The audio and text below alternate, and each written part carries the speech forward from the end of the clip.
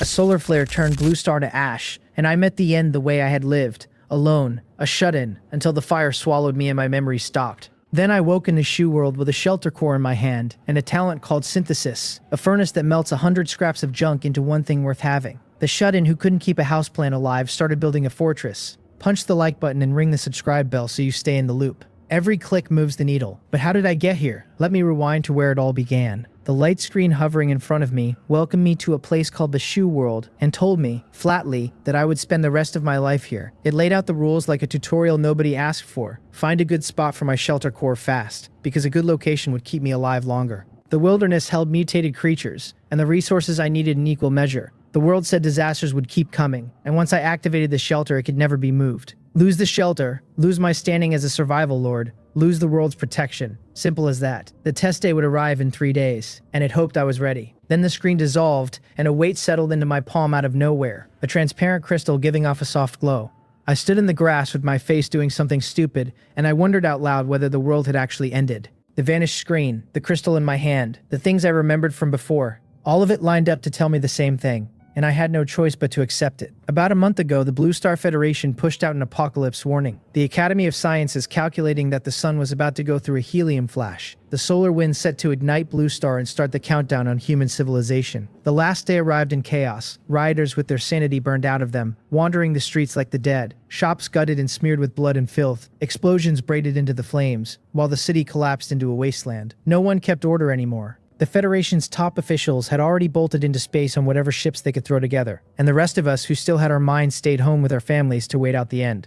I lived alone, so I faced the wall of fire by myself, and that was where the memory stopped. I figured even being yanked into another world beat roasting alive in that oven of a blue star. I looked down at the crystal ball again and let my attention settle on it. It read back to me as a shelter core, rank 0, perfect quality, and it told me to choose a location to place it and form a shelter of 100 square meters, warning me that the starting shelter's disaster resistance and defenses were extremely weak. My mind went straight to that first prompt, and after one quick scan I decided not to slam the thing down where I stood. I told myself the shelter was too important to rush. There was a low hill to my front left, just high enough to let me see, so I ran up it and looked in every direction.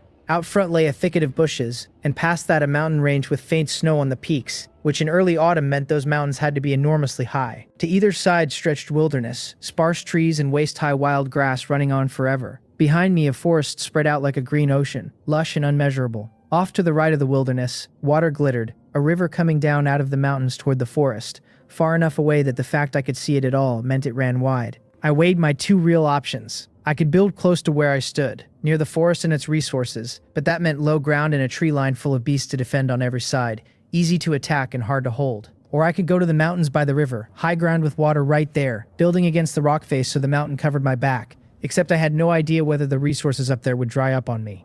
Neither choice was clean, and in the end it came down to preference. In the end, I made myself say it plain. Only living got me a late game. This was not a save file I could reload, and I would rather grow slow than gamble my safety. Years of expecting the worst before the apocalypse had trained me for exactly this. I glanced at the sun, judged it near noon, and reminded myself I needed the shelter down before dark, because the wilderness at night was a death sentence. So I set off toward the front right, watching everything as I went. I did not get far before my lungs wanted to quit. I was a homebody, a man whose entire weekly cardio was a single supply run, and now I was sprinting across an alien plane. I stopped at the edge of the bushes, hands on my knees, and admitted to the empty air that running really was not built for humans. The thicket in front of me was choked with crooked trees and overgrown wild grass, and I had no idea what lived inside it.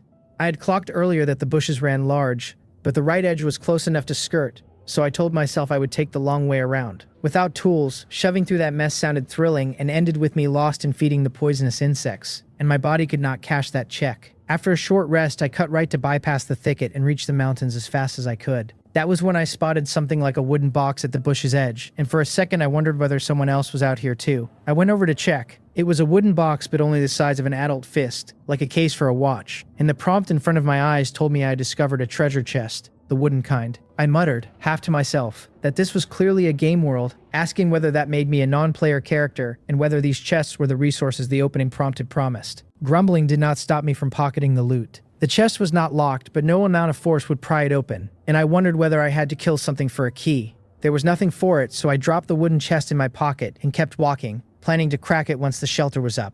This time my run downgraded to a fast walk, My legs would not give me more, and a homebody who could not outrun danger had no business sprinting into it anyway. There was a second reason too. I wanted to sweep for chests on the way, because in more than 10 years of gaming I had learned the refresh rate for early game loot is always highest. I walked for 3 straight hours, longer than I had ever traveled in one go. A man whose idea of a commute was the subway.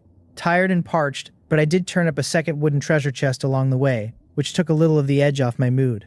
I could finally see the foothills and the river under the mountain. Even close, it cost me another half hour to reach the place, a sheer rock face that shot up steep and clean, like something carved out with a giant axe. In front of it stretched a wide flat clearing, only weeds and gravel, perfect for the shelter core. I stepped forward, thought it over, and set the core down about 50 meters from the rock face. The world asked me to confirm activation and to keep my distance, so I backed off obediently with my eyes locked on the crystal. A ghost image of a wooden house bloomed over the core, then thickened into something solid within a few breaths. A real wooden house with its front door facing the forest, and an empty window on either side. Several cracks ran up the walls, fist-wide, climbing from the floor to the roof. I looked at my new home and decided it was leaky on every side. Then the messages landed in my head, one after another. The shelter was established, the survivor panel was unlocked, and with it came the attribute panel, the chat panel, the trade panel, and the crafting panel. I had also received one newbie gift pack. Bare as the place was, having walls around me cut my anxiety in half, because a house is a house. I did not rush to open the panels. I walked the shelter first to read the ground around it, and on the way I had already fixed my directions off the sun and habit. Mountains to the north, forest to the south, river to the east, and a sweep of wilderness to the west of the wooden house. The house sat about 40 meters off the rock face, which meant once I walled it in, that gap became a backyard. The river to the east handled water, and the nearest resource point looked to be the thicket to the southwest, good for wood and wild fruit. The more I circled, the better I felt, mostly because I found no tracks from anything large nearby. Inside, the house was empty, exactly as promised. Holes in the roof let sunlight down in coin-sized spots so the place was not pitch dark, and the floor was still raw grass and gravel and weeds. I found a stick and swept the ground, making sure there were no little surprises like snakes or hedgehogs waiting on me. A house leaky on all sides and pockets cleaner than my own face, truly starting from nothing. I told myself I hoped the system panel handed out some benefits and did not expect me to fix this dump by hand, because my do-it-yourself skills were close to negative and I would almost certainly make the house worse. Opening the panel, I found it split into 5 tabs: attributes, chat, crafting, trade, and items, with a 3-day countdown ticking in the upper corner. When I focused on it, the system told me my newbie protection ran 3 days. 2 days left now, really, and I reminded myself I had that long to learn how to keep myself alive. A sense of urgency dug into me, so I went to the chat panel to see whether I could even talk to other people out here. The page shifted into 3 sections: World Channel, Regional Channel, and Friend Channel, and the system explained the rules. The World Channel allowed 1 message a day stamped with my Immortal Master avatar, Idaho, and true name. The Regional Channel allowed 10 a day with the same stamp, and the Friend Channel ran unlimited. I went into the World Channel first, and it was a flood. Someone crowed that they were not dead, laughing that the end of the world had failed to kill them. Someone else asked, baffled, how they had gone from a spaceship in orbit to standing here. A third voice snapped that the person above them was a traitor to the species, while someone claiming to be an official warned everyone to craft weapons before exploring so the wild beasts did not catch them empty-handed. Most of it ran like that: excitement and panic and complaints. Almost no real information in the wash. What I did manage to pull out was that everyone between 16 and 60 on Blue Star, minus the very old and the very young, had been pulled into the shoe world on identical starting terms. Each of us handed a shelter core. A mass transmigration, the whole species dropped into the same place.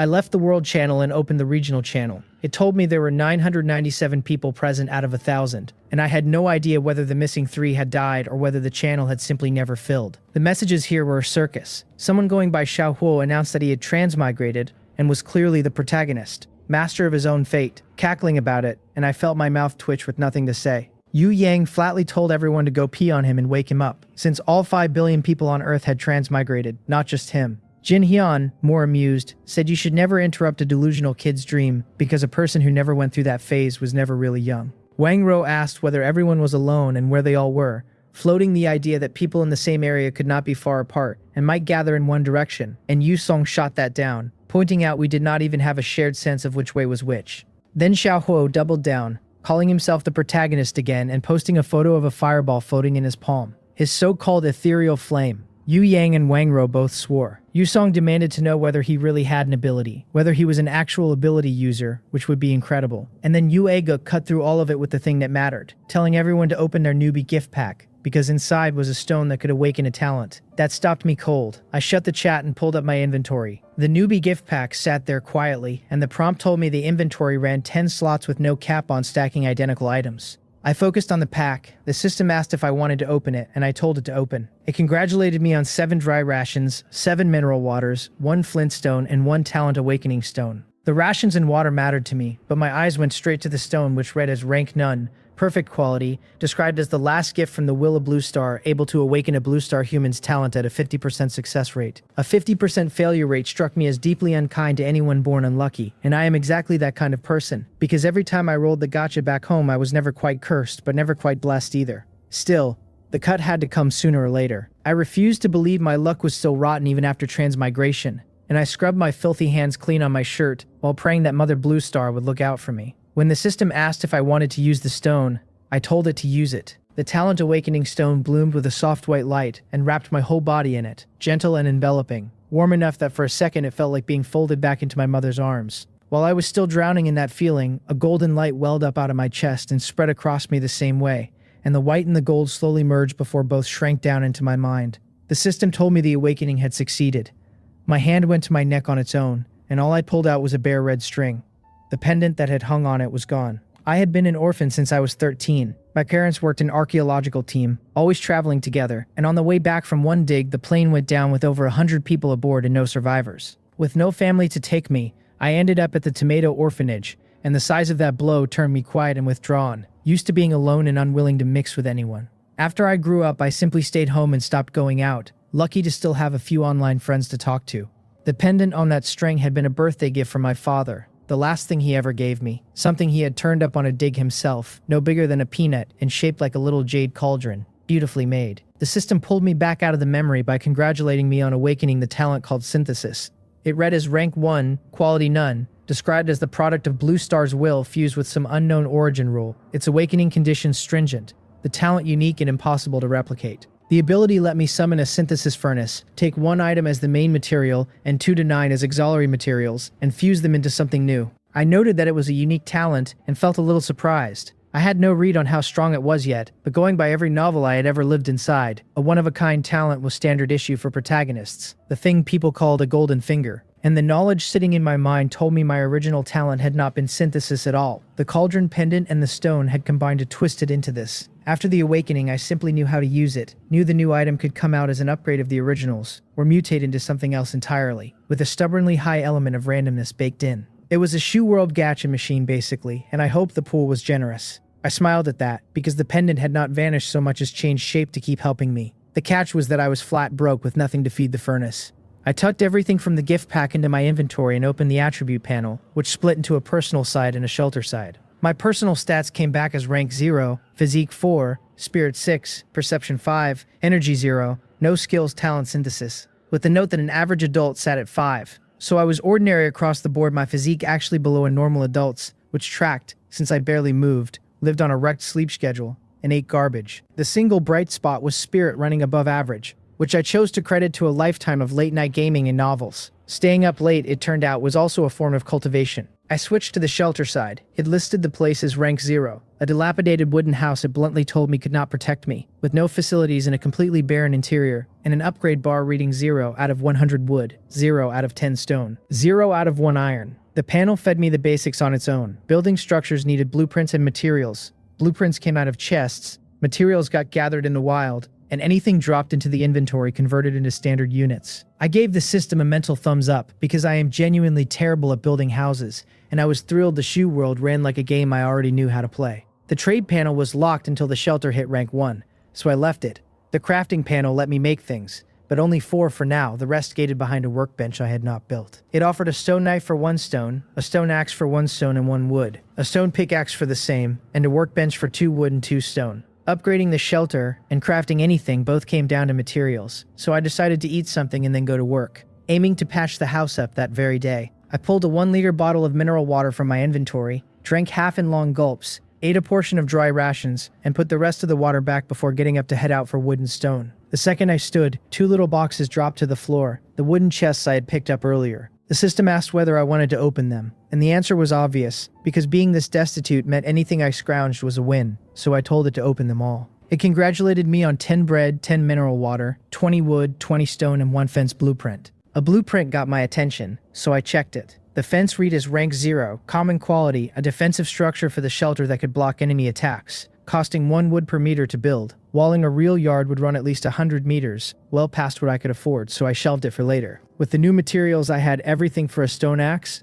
a stone pickaxe, and a workbench. I went for the axe first since I needed a tool to chop wood. Opening the crafting panel, confirming the build, and watching the system congratulate me on 1 stone axe. The axe dropped onto the floor at about arm's length, a wrist-thick wooden handle topped with a head polished from some unknown stone, smooth and sharp. The system tagged it common quality, called it a brand new axe for chopping wood, and informed me I was now the most dashing guy in primitive society. I picked it up, speechless at how mischievous the system's riders were, and swung it a few times. It felt good. The thing was finally made, far better than anything I could have ground out by hand, where I would have ended up exhausted and still empty-handed. With a real logging tool, I planned to fell trees and stockpile enough to upgrade the shelter as soon as possible. I headed southwest toward the thicket where I had passed some small trees earlier, the kind of forest edge with limited danger, ideal for collecting wood. After rushing the distance, I rolled up my sleeves, picked up the stone axe, and started chopping, the thudding ringing out across the wilderness. It took roughly 10 minutes of steady swinging to drop 1 small tree, and after I fed it into my inventory, it yielded 3 units of wood. I groaned at how tired I already was, because I had not expected logging to wreck me like this. The tree had not even been large, and dropping it had nearly broken me, since I had never chopped wood in my life and had no idea how to put my weight behind a swing, so I just hammered away on raw strength. I did not let myself sulk about it, though. I chopped, I rested, I chopped again, working until the sun was almost down, and by the end I had pulled 24 units of wood out of trees I had felled. My form was garbage, my hands had blistered, and my arms hung sore and useless, but the inventory meant I could carry it all home, which I never could have done by hand. The walk back stayed quiet. Maybe it was still the newbie window, but I met no beasts at all. Never mind the mutated creatures the system kept threatening me with. By the time I reached the shelter, only a sliver of light hung in the sky. The newbie prompt had promised that during a 3-day protection, beasts would ignore the shelter and leave me alone at night. So even in a dump like this, I was safe after dark, and the big hole in the roof let in just enough light to keep the inside from going pitch black. While I could still see, I wanted to build the workbench and find out what I could make. I opened the crafting panel, confirmed the workbench with 2 wood and 2 stone, and watched a ghost structure take shape near the front door before the materials on the floor melted away and the bench solidified. The system told me the workbench was up.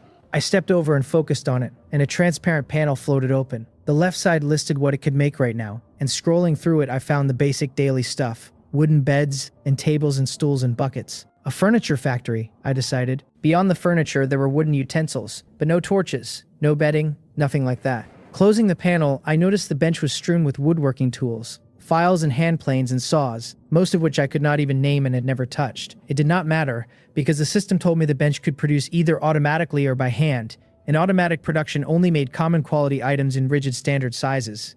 I pulled up the wooden bed and confirmed it, telling myself I could survive without a sleeping partner but not without a bed. The system listed it as 2 wood in roughly a fifth of an hour, and I confirmed, then stopped there, because wood was precious and had to go to the shelter. I took out rations and water, leaned against the wall, and ate while I opened the chat and scrolled the world channel, where to my surprise, some people had started posting real survival notes. One survivor going by Ji Yang had written up his own observations and guesses to help everyone. He figured the 3-day window was meant to let us adapt, and that after it closed we would meet the mutated creatures, so everyone should rush their shelter upgrades unless they had pulled a gold mine out of their gift pack. He had searched a couple of kilometers around himself and found no one, which told him the world was huge and survivors were spread thin. Each of us coping alone for now, the saving grace being that wild resources ran fairly abundant and chests turned up. He reminded everyone that trading stayed locked until the first shelter upgrade, that wild animals were scarce and large ones absent, almost certainly a newbie period mercy, and that since Blue Star had been destroyed and the shoe world had chosen to save us, we clearly held some value and would not be spent carelessly, so the priority stayed personal survival. He closed by saying survival was hard, dropped a batch of wilderness tips, and asked everyone to share what they learned and pull each other through. The replies were warm, a wave of thanks and people posting their hauls for the day, and I left my own thanks under it, because the tips genuinely helped. The thing that lit me up most was a note that I did not even need to fell trees for wood, that if I just gathered enough branches and leaves into the inventory, the system would auto-convert them into a unit, which would save my stamina and my time both.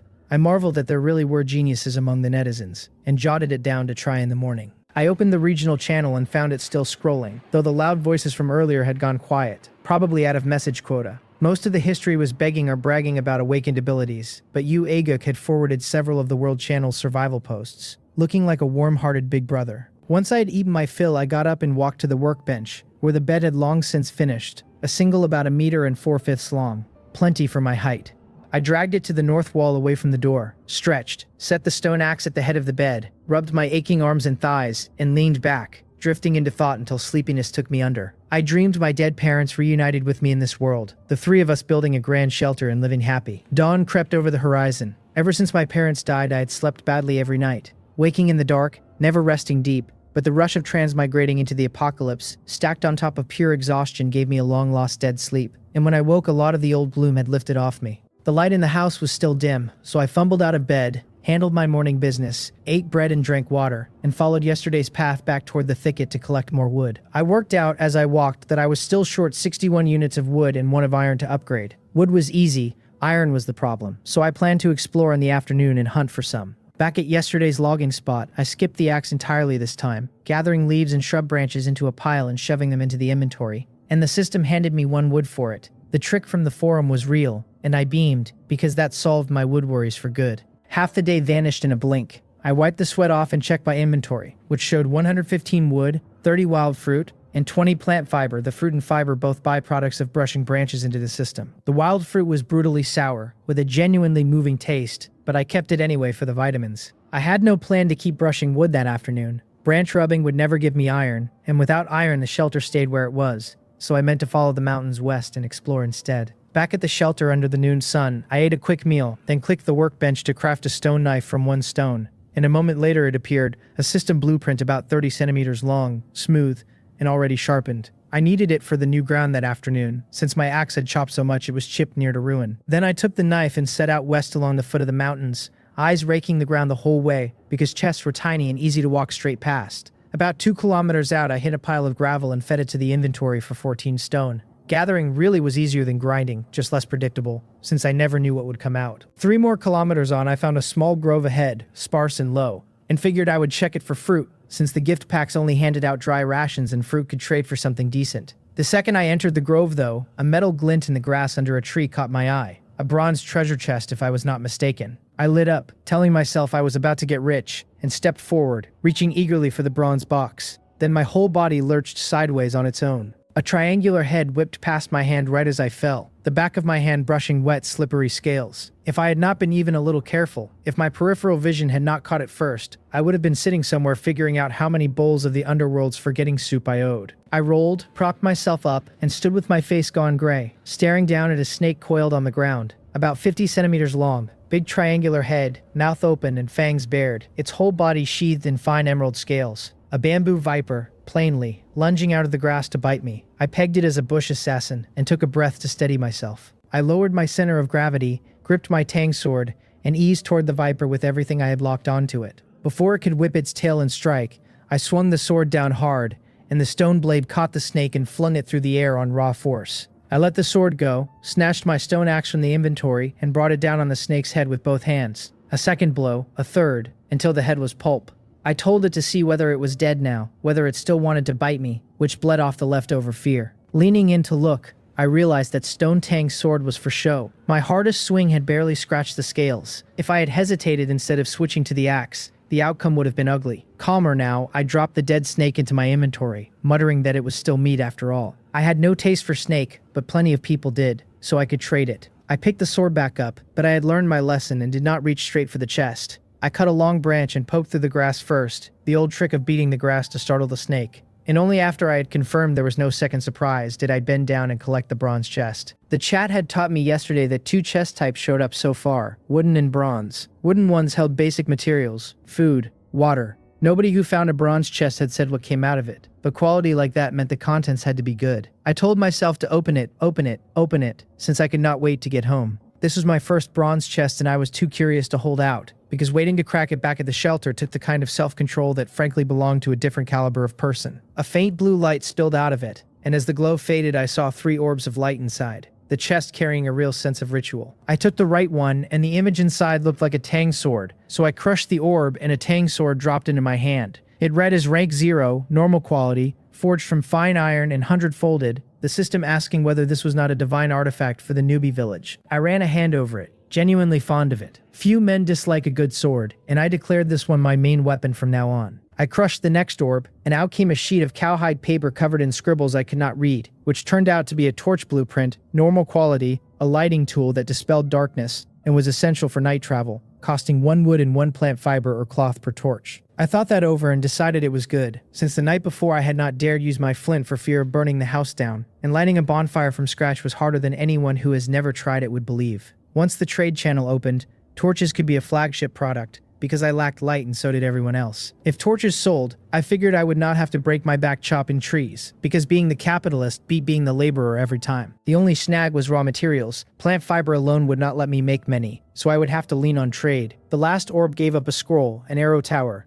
Normal quality, a defensive building that could fire wooden or stone arrows on its own, or hold defenders up top, protecting the shelter, costing 100 wood, 100 stone, and 1 iron. I was thrilled and stuck at once, because with an arrow tower the shelter would get far safer, but I could not begin to afford it and had to upgrade the house first, so it went on the shelf next to the fence. My inventory was actually full now. Food and water at 14 each, 1 flint 115 wood, 30 stone 20 plant fiber, 1 stone axe, 1 stone tang sword, the arrow tower and the torch blueprint, with the wild fruit back at the shelter and the real tang sword in my hand. Since the light held, I combed the forest within 1,000 meters, still 1 unit of iron short of my upgrade. My luck must have spent itself on the bronze chest.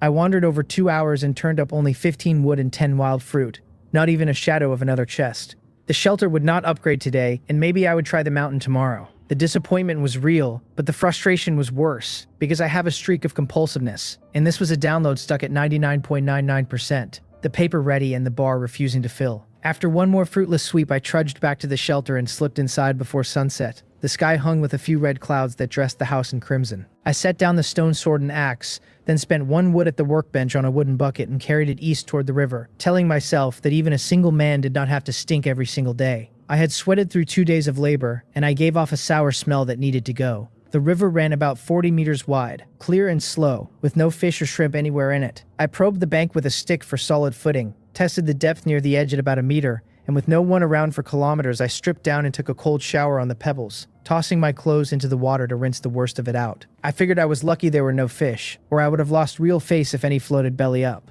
Mid-self-deprecation, my eye caught the corner of a wooden box poking out from under some pebbles a little way off. My pulse jumped. I went over, pushed the stones aside, and there sat a wooden treasure chest, and I had a feeling this one would deliver. I reached out and opened it, and the system congratulated me on 20 wood, 20 stone, and 5 iron block. I laughed out loud, all the frustration washing straight out of me. I packed the materials, grabbed the bucket, and hurried back at more than double my outbound speed, telling myself to upgrade the shelter immediately, right now. Inside the house, I dumped out 100 wood, 10 stone, and 1 iron. The system confirmed the materials were enough and asked me to step out, and I walked into the clearing in front of the door. The shelter threw off a blinding white light, and after a few breaths, it pulled back to reveal a wooden house made completely new. The prompts rolled in. The upgrade had succeeded. The trade function was unlocked along with personal collection and personal exploration. Trade only worked inside the shelter, never the wilderness. To sell, I placed items in my inventory and the system handled the transfer after a deal, and anything I bought sat in system storage until I withdrew it. At the shelter,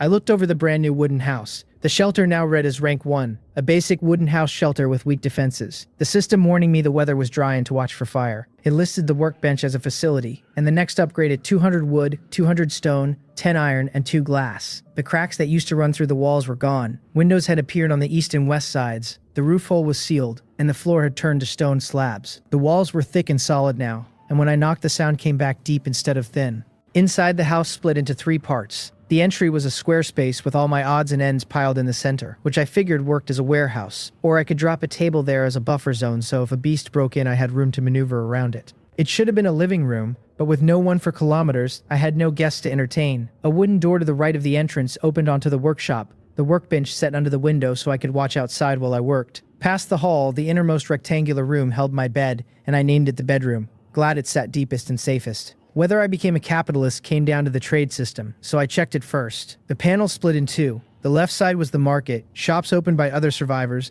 the goods running from ants and butterflies on the small end to tables and chairs on the large. I browsed briefly, then looked at my personal shop on the right, where survivors could list an item, set a unit price, and let the system handle delivery after a sale. So I could not abuse the shop as extra storage, and I should not list too many kinds of goods, or they would eat my inventory slots. I had hoped to find a loophole, but for now there was none. Next, I tested the new gathering and probing. I took out the viper and probed it, and it read as a bamboo pit viper. Rank 0, common grade, a fanged venomous snake good at hiding and highly toxic. Then I told the system to gather, and it gave me 1 snake meat, 1 snake skin, and 1 snake venom, all common. This was practically a divine skill for beginners. Probing meant I would not miss treasures or eat something poisonous, and disintegration solved the fact that I had no idea how to dress an animal myself. I sat on the edge of the bed, opened the chat and ate rations while I read, and the second I hit the regional channel the system told me its speech limit was gone, no longer capped by daily count. The shoe world was strong-arming everyone into upgrading, and upgrading turned you from a temp into a full employee. The channel ran loud. One survivor whined that he used to level up in 10 minutes in a game,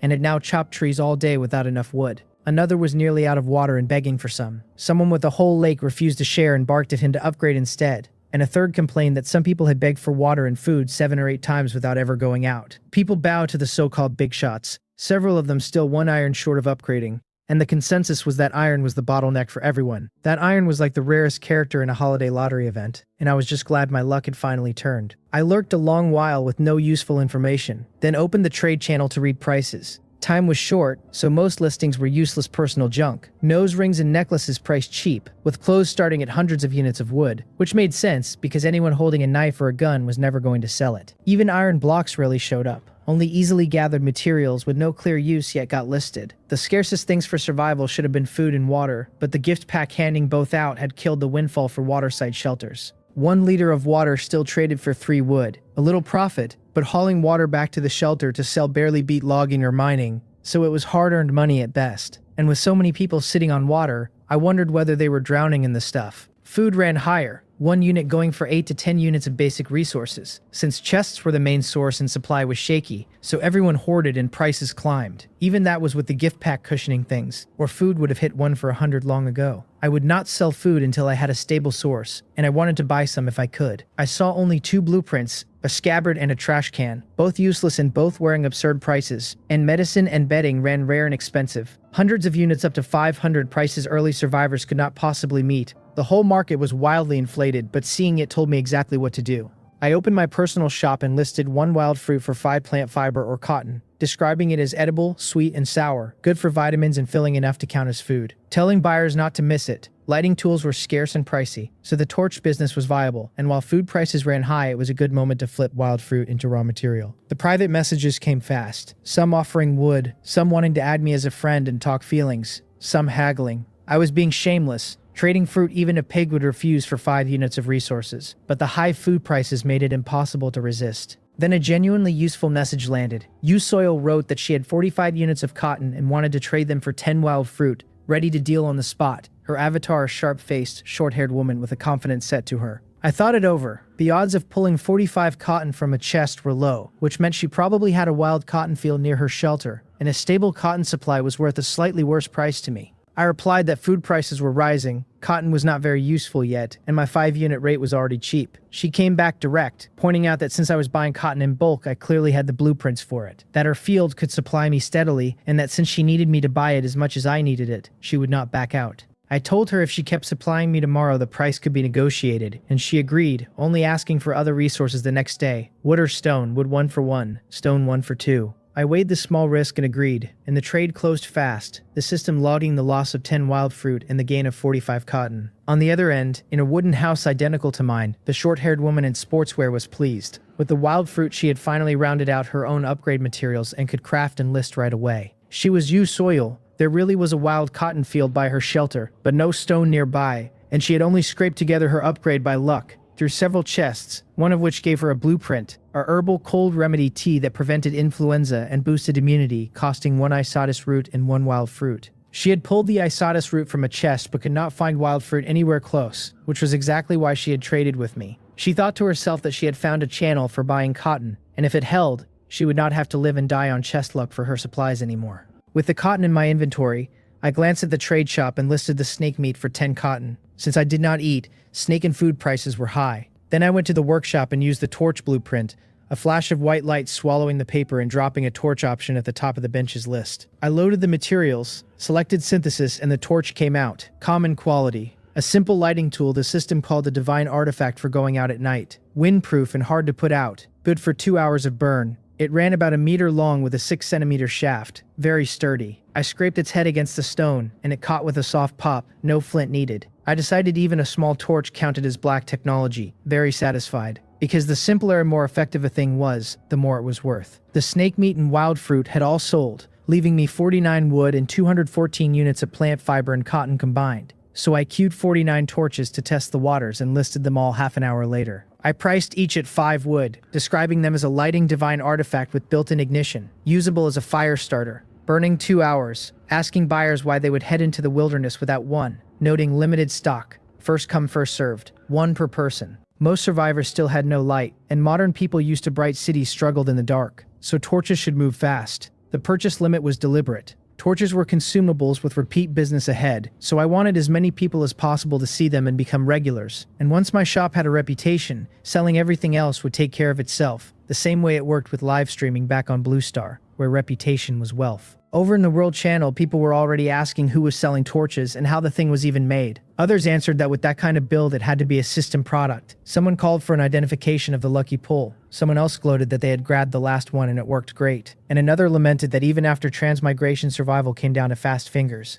the wave got buried under other chatter fast. I was a little stunned because I had meant to go drive traffic and they had already sold out. The search demand for lighting was clearly enormous. The system logged the loss of 49 torches and a gain of 245 wood, and I laughed because business really did beat labor, this being the primitive accumulation of capital. With 165 cotton still on hand, I called it a golden window and queued all of it into torches. 2 hours later, 165 torches were done, and during the wait I treated myself to a set of tables, chairs, and cabinets for 10 wood. Looking at the torches blanketing the floor, I decided not to trade for wood this round, since I had enough, and went after stone instead for the next upgrade, listing 50 torches at 5 stone each, and keeping the rest. Tomorrow was the last day of the newbie period, and survivors would likely put out good items to prep for the trial. The torches sold out fast again and netted me 250 stone. With 80 wood, 290 stone, 4 iron, and a wall of torches in reserve, the next shelter upgrade was almost in reach. I lay down on the bed in my clothes and scrolled messages until my eyes unfocused, the torch burning out and dropping the house into darkness, the forced lights out hauling a heavy sleepiness over me until I was snoring.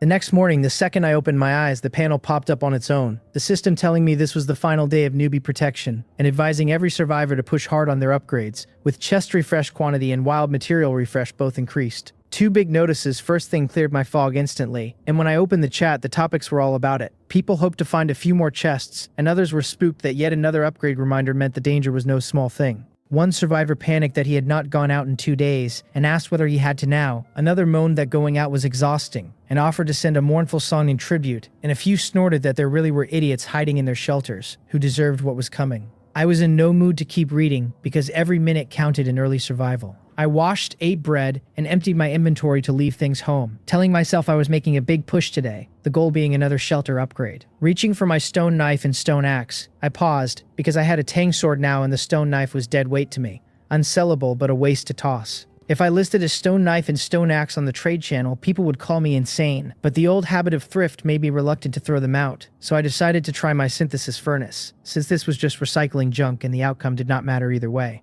I focused and summoned the synthesis furnace out of my sea of consciousness, and it came as 10 spatial grids, 9 auxiliary slots arranged in a ring around a central main slot.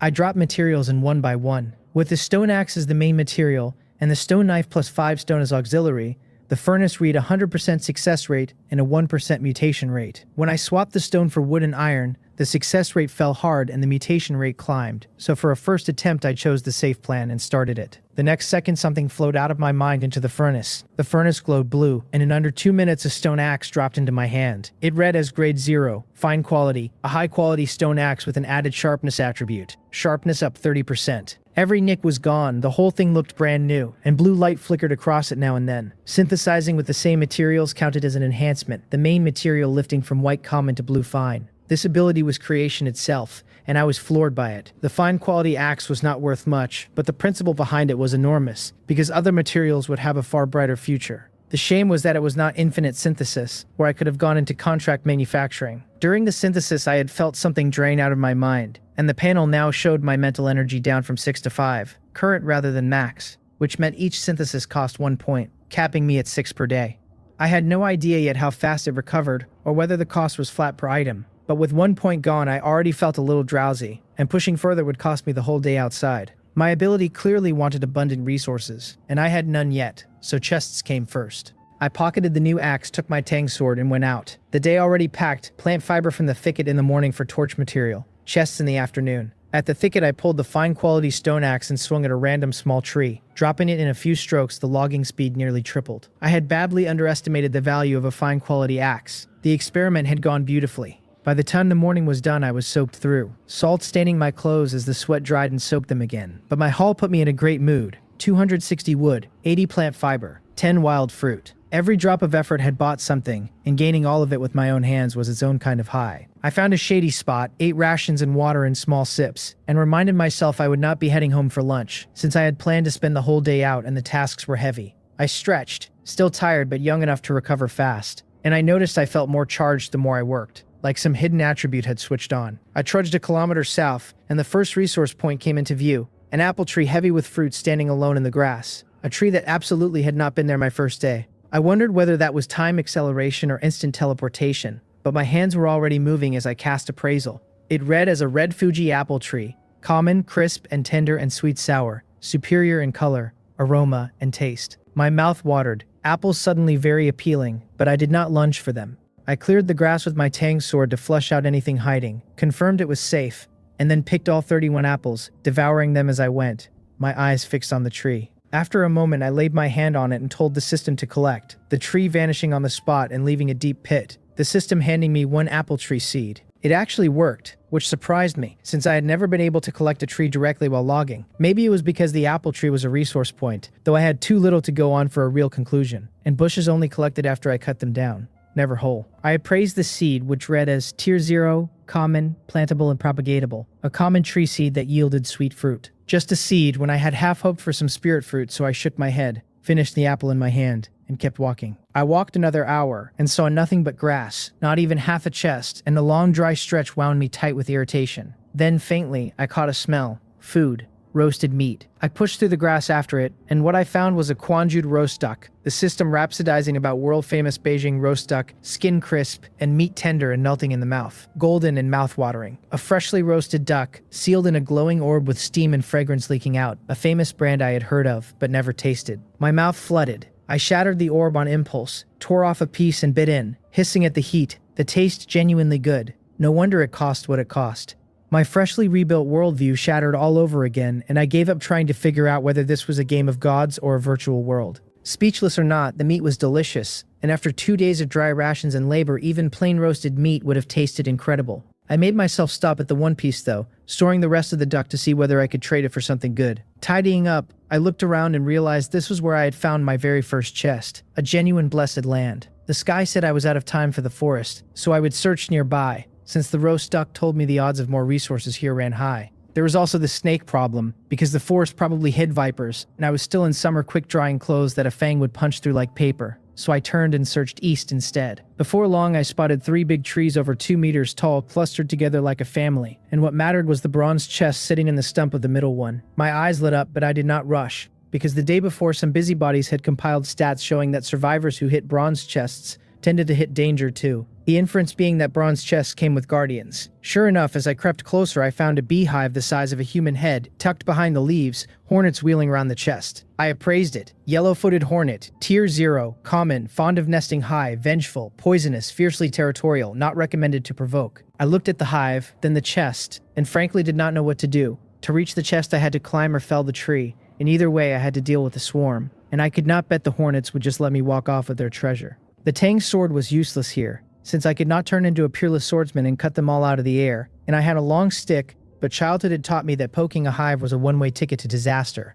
After a long stare, the answer came to me, and I told myself I had it. I ran back to the bushes, remembering a patch of mugwort near the roast duck, because the old dean at the orphanage used to smoke insects out with it. I cut mugwort with my tang sword, gathered some branches, and hauled it all back to the grove. Reading the wind as northwesterly, I quietly stacked the mugwort and branches upwind, ran clear, lit a stick off my flint, then crept back and slowly set the pile burning. As thick smoke rose, I retreated and watched from a distance, an old childish thrill rising in me, the same one I used to get torching bird nests as a kid. I told the hive to see whether it would die now. The smoke rolled toward the hive, and the hornets that boiled out in fury far outnumbered what I had seen before. But as fierce as they were, they had no answer for smoke. The Tang sword had been helpless against the swarm, and now the situation was flipped. There is a cold truth about fire, that most lives it takes are smothered, not burned. And the same held for the hive. The hornets dropping like rain in short order, some flying straight into the flames and bursting with little pops. I smiled, smug, and told myself it was time for the finishing blow. I crept to the base of the tree, looked up, and saw the swarm badly thinned, so I raised the long stick, found the angle, knocked the hive down, flicked it into the fire, and bolted, my movements quick and clean. 10 meters out I looked back, more hornets flaring up out of the burning hive with those popping sounds, and I waited until none came out before stepping in to fish the hive from the fire. As I did, a system prompt sounded, congratulating me on winning the battle and earning 1 battle chest. A battle chest was new to me, but a chest was always good, and I could ask the system about it now, a feature unlocked after the shelter upgrade, though it would refuse anything past my permission. It told me a battle chest came from defeating a stronger opponent with a weaker force, or winning against superior numbers, in personal combat or territorial warfare. I pressed on what territorial warfare meant, my ears pricking at the words war and territory, but the system shut me down for insufficient permission. I was disappointed, not angry, because the day before I had already burned through plenty of questions. Why Blue Star was destroyed, what exactly the shoe world was. All of them rejected, until I had mostly stopped caring. I put the battle chest away and used collect on the hive, which gave me 200 grams of honey and 1 hornet queen corpse, elite grade. No wonder the system had called it defeating the strong with the weak, since the hornet queen was a blue elite, and I beamed, because battles still came down to brains. Then I felled the tree, harvested the bronze chest, and stared at the 2 chests side by side before telling them to open. I opened the bronze chest first, and it gave me 1 wind chaser bow, blue, 1 wound medicine, white, and 1 small round shield, blueprint. The battle chest gave me 1 blood ganoderma, blue, and 1 skill book for the mystic void blade technique. A cultivation technique, equipment, and blueprints. A genuinely bountiful haul, and I packed it all away to study at home. Since daylight was for searching, I admitted I should have opened them back home, because I had been impulsive. I walked east to the river, then north along it, working mostly within 200 meters of the Hasio area. Whether my luck was just exceptional today, or the shoe world was simply handing out materials, I found 3 more wooden chests plus a solar power bank, and I made it back to the shelter with a full load before nightfall. I dropped my things and went straight to the workbench to cue 80 torches from the plant fiber, then sat at the wooden table, lit a torch, and started sorting the day's haul under its flickering yellow light, beginning with the 3 wooden chests. They gave me 150 wood, 100 stone, and 15 iron, all basic materials, which was fine since the newbie benefits were clearly targeted, and any survivor brave enough to go out and lucky enough to find chests could upgrade past rank 1. I stacked the basics in the corner and went through the afternoon's real prizes one at a time. The Windchaser bow read as rank 1, excellent, arrow velocity up 30%, a 1-meter compound bow with a 300-meter range, named for chasing the wind. The wound medicine read as rank 0, common, treating blade and axe wounds and bruises, relieving pain and stopping bleeding, and essential for life on the road. The small round shield blueprint read as rank 0, common, 2 wood and 1 iron to build. The blood ganoderma read as rank 0, excellent, permanently raising physique by 2, an extraordinary plant 10 years old, sweet tasting, regulating the body and healing hidden injuries. The mystic void blade technique read as rank 1, excellent, attack speed up 30%, a basic blade technique from the Wudong sect of another world. Its moves grand and unpredictable, granting another 2 physique at major achievement. The system spelled out the quality system too. Item quality ran 5 tiers, white common, blue excellent, orange rare, red perfect, and gold mythical, carrying 0, 1, 2, and 3 extra attributes respectively, with mythical items rolling a random number. Crucially, an item's extra attributes only worked on creatures of equal or lower rank than the item, so a rank 2 human practicing the mystic void blade technique would get no attack speed bonus from it. The blood ganoderma and the blade technique stopped my breath, because like every kid I had grown up with a martial arts dream, and here it sat within reach, the shoe world offering individual transcendence and a real shot at eternal life. I muttered that it was incredible, that I could not even imagine how wonderful the future world would be, and after a while I pulled myself together. The blood ganoderma raised physique, so I would obviously eat it myself, the only question being whether to use it now or save it for higher attributes. I decided only the living had a future, and I would not let my effort feed someone else. So I broke off a small piece and put it in my mouth to savor. The taste was unexpectedly good, sweet rather than the bitterness I had braced for, and since I had been searching all afternoon and was starving, I started eating it in big bites, telling myself a full 2-point gain was worth it. In under 3 minutes, the whole thing was in my stomach. I wondered why there was no reaction. Right before a surge of warmth rolled out of my stomach and flooded my whole body. My skin went red, my bloodline surged, swelling uncomfortably under my skin, and my heart dropped. because I had clearly eaten too much. I told myself not to panic and to think calmly. Taking a breath, I forced myself steady, and inspiration hit. So I grabbed the skill book off the table. The moment it opened, a white light poured a flood of information into my mind, and I felt myself become a stranger practicing the mystic void blade technique day after day, year after year. In the real world, I stood up without meaning to, drew my tang sword, and ran the technique along the images in my head. Once, twice, 3 times, more times than I could count. When I came back to myself, I felt clean and refreshed, every ache and swelling gone, my body full of strength. I grinned at the blessing in disguise, feeling like I could take on 10 men.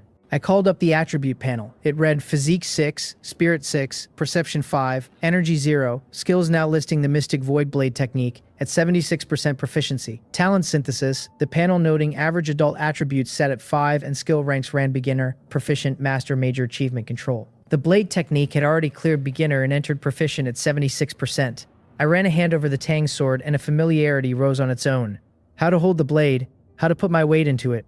All of it instinct now, far past my earlier hack and slash. My physique had only climbed 2 points, but my strength and agility felt doubled, my body lighter, the little homebody belly gone, and a hint of abs faintly there. I told myself I would not be afraid when the newbie period ended. Happy about it, since the system's constant reminders had genuinely stacked the pressure on me. The system told me the 80 torches were done. I walked over, swept them into my inventory, and started prepping the day's trades. I could sell 180 torches and keep a dozen for myself, plus 10 wild fruit, 30 apples, and the roast duck, all tradable in the small round shield, which I had just remembered I could make. I had 19 iron blocks, 10 earmarked for the upgrade, leaving 9 for round shields, so I fed the blueprint into the bench and queued the craft, each shield running 5 minutes on automatic, 9 taking 3/4 of an hour. With production set, I opened the chat to check the news. The world channel was already roaring. Most survivors had found chests and upgraded today. And even with the regional channel's limits lifted, the world channel stayed the loudest and the richest. With information, people chatting, people spamming, plenty showing off their hauls.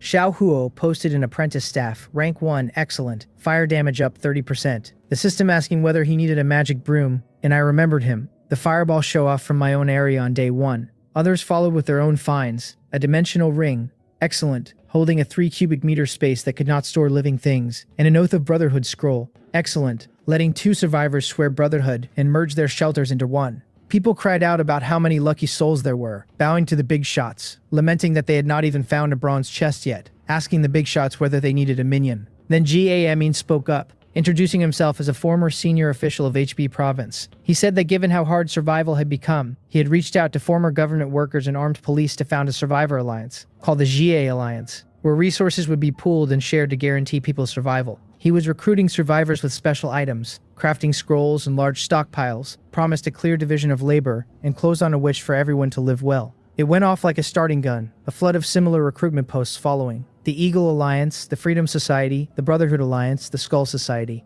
I noted a former official stepping up to build an alliance, and felt nothing about it. I was already used to living alone, and even after transmigrating I felt I could survive just fine on my own. And more than that, I had no interest in being led. A free-spirited shut-in for whom working under anyone was a thing that would not happen this life or the next. I scrolled the world channel a while longer, but it kept curdling into alliance recruitment, drowning out anything useful. And I noted that as the protection period ended, fear was setting in and all sorts of unsavory types were crawling out. I switched to the regional channel and found the mood there charged, because an alliance had formed in my own area too, called the Blood Fiend Alliance, led by a scar-faced man named Zhang Pio. He was hard recruiting in the channel, promising that anyone who obeyed his orders would eat and drink well, and stay safe. Then Xiao Huo, the ability user, could not take it, calling everyone fools, calling Zhang Pio a villain and a thug who would never keep his word, saying only people unafraid of death should join. Zhang Pio fired back, telling the kid not to slander people, daring him to guarantee everyone's survival resources himself, accusing him of malicious intent for attacking others,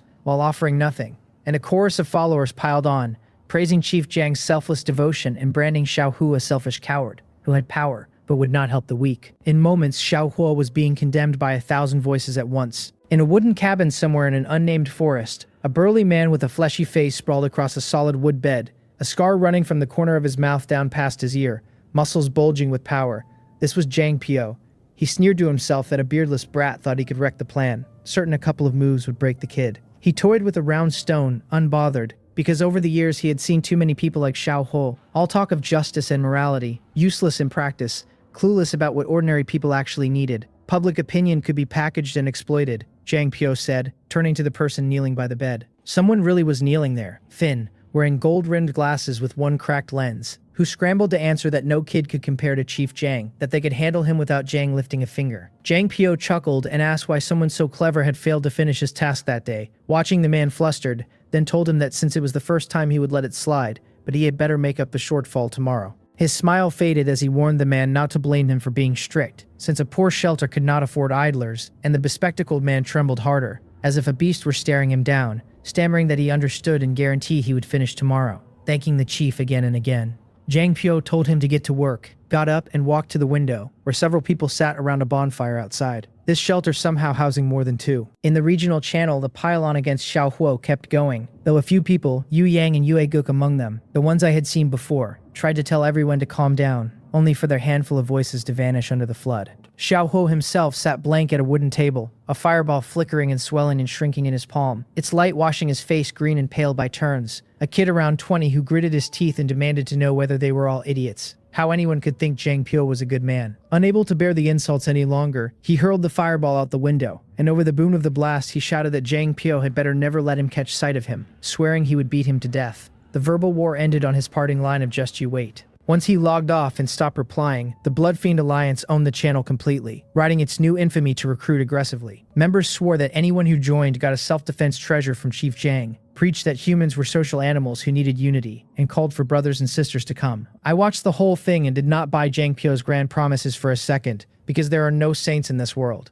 There had to be an ulterior motive, the same as any pyramid scheme. Brothers and sisters eating and sleeping side by side until it turned out to be about money the whole time.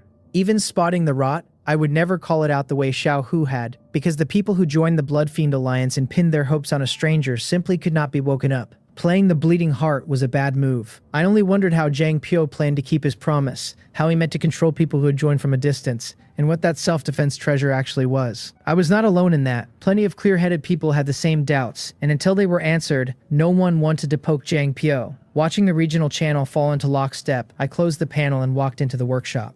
The small round shields were done, reading as Tier 0, white quality, a wooden arm shield 90 centimeters across. The system informing me that with a shield in one hand and a blade in the other, I was the most dashing blade and shield soldier alive. I slid one onto my left arm and drew the Tang sword in my right, and a certain aura came off it on its own. I still needed armor, so I would check the trade channel, though I doubted my odds, since everyone lacked defensive gear. A quick search turned up another producer selling one torch for 8 wood, and I clicked my tongue, noting I was not the only lucky one, though that seller had sold out instantly too, clearly short on raw material. Torch prices rising was normal, since midnight would end the protection period, and an extra light source at night bought peace of mind. Among basics, iron blocks were climbing, probably because some survivors were prepping a Tier 2 upgrade. After reading the prices, I stopped hesitating and listed 180 torches at 8 wood or 6 stone or 1 iron block each, noting in the remarks that I would reply to other offers by private message when I saw them, and that I was also buying glass, priced by message. I had no choice because I had combed the channel and not one person was selling glass. Then I messaged Usoil, asking how much cotton she had pulled today and whether she wanted to trade. She was browsing the channel and replied at once that she had 120 cotton and that another survivor had just contacted her, though she had not sold. I asked whether their price was low, and she said not really, but she had promised me and would not break her word, adding that she wanted a long-term ally, and that the day before, seeing my one-person torch limit, she had figured I was kind-hearted. She had misread the limit as generosity, but I let it stand.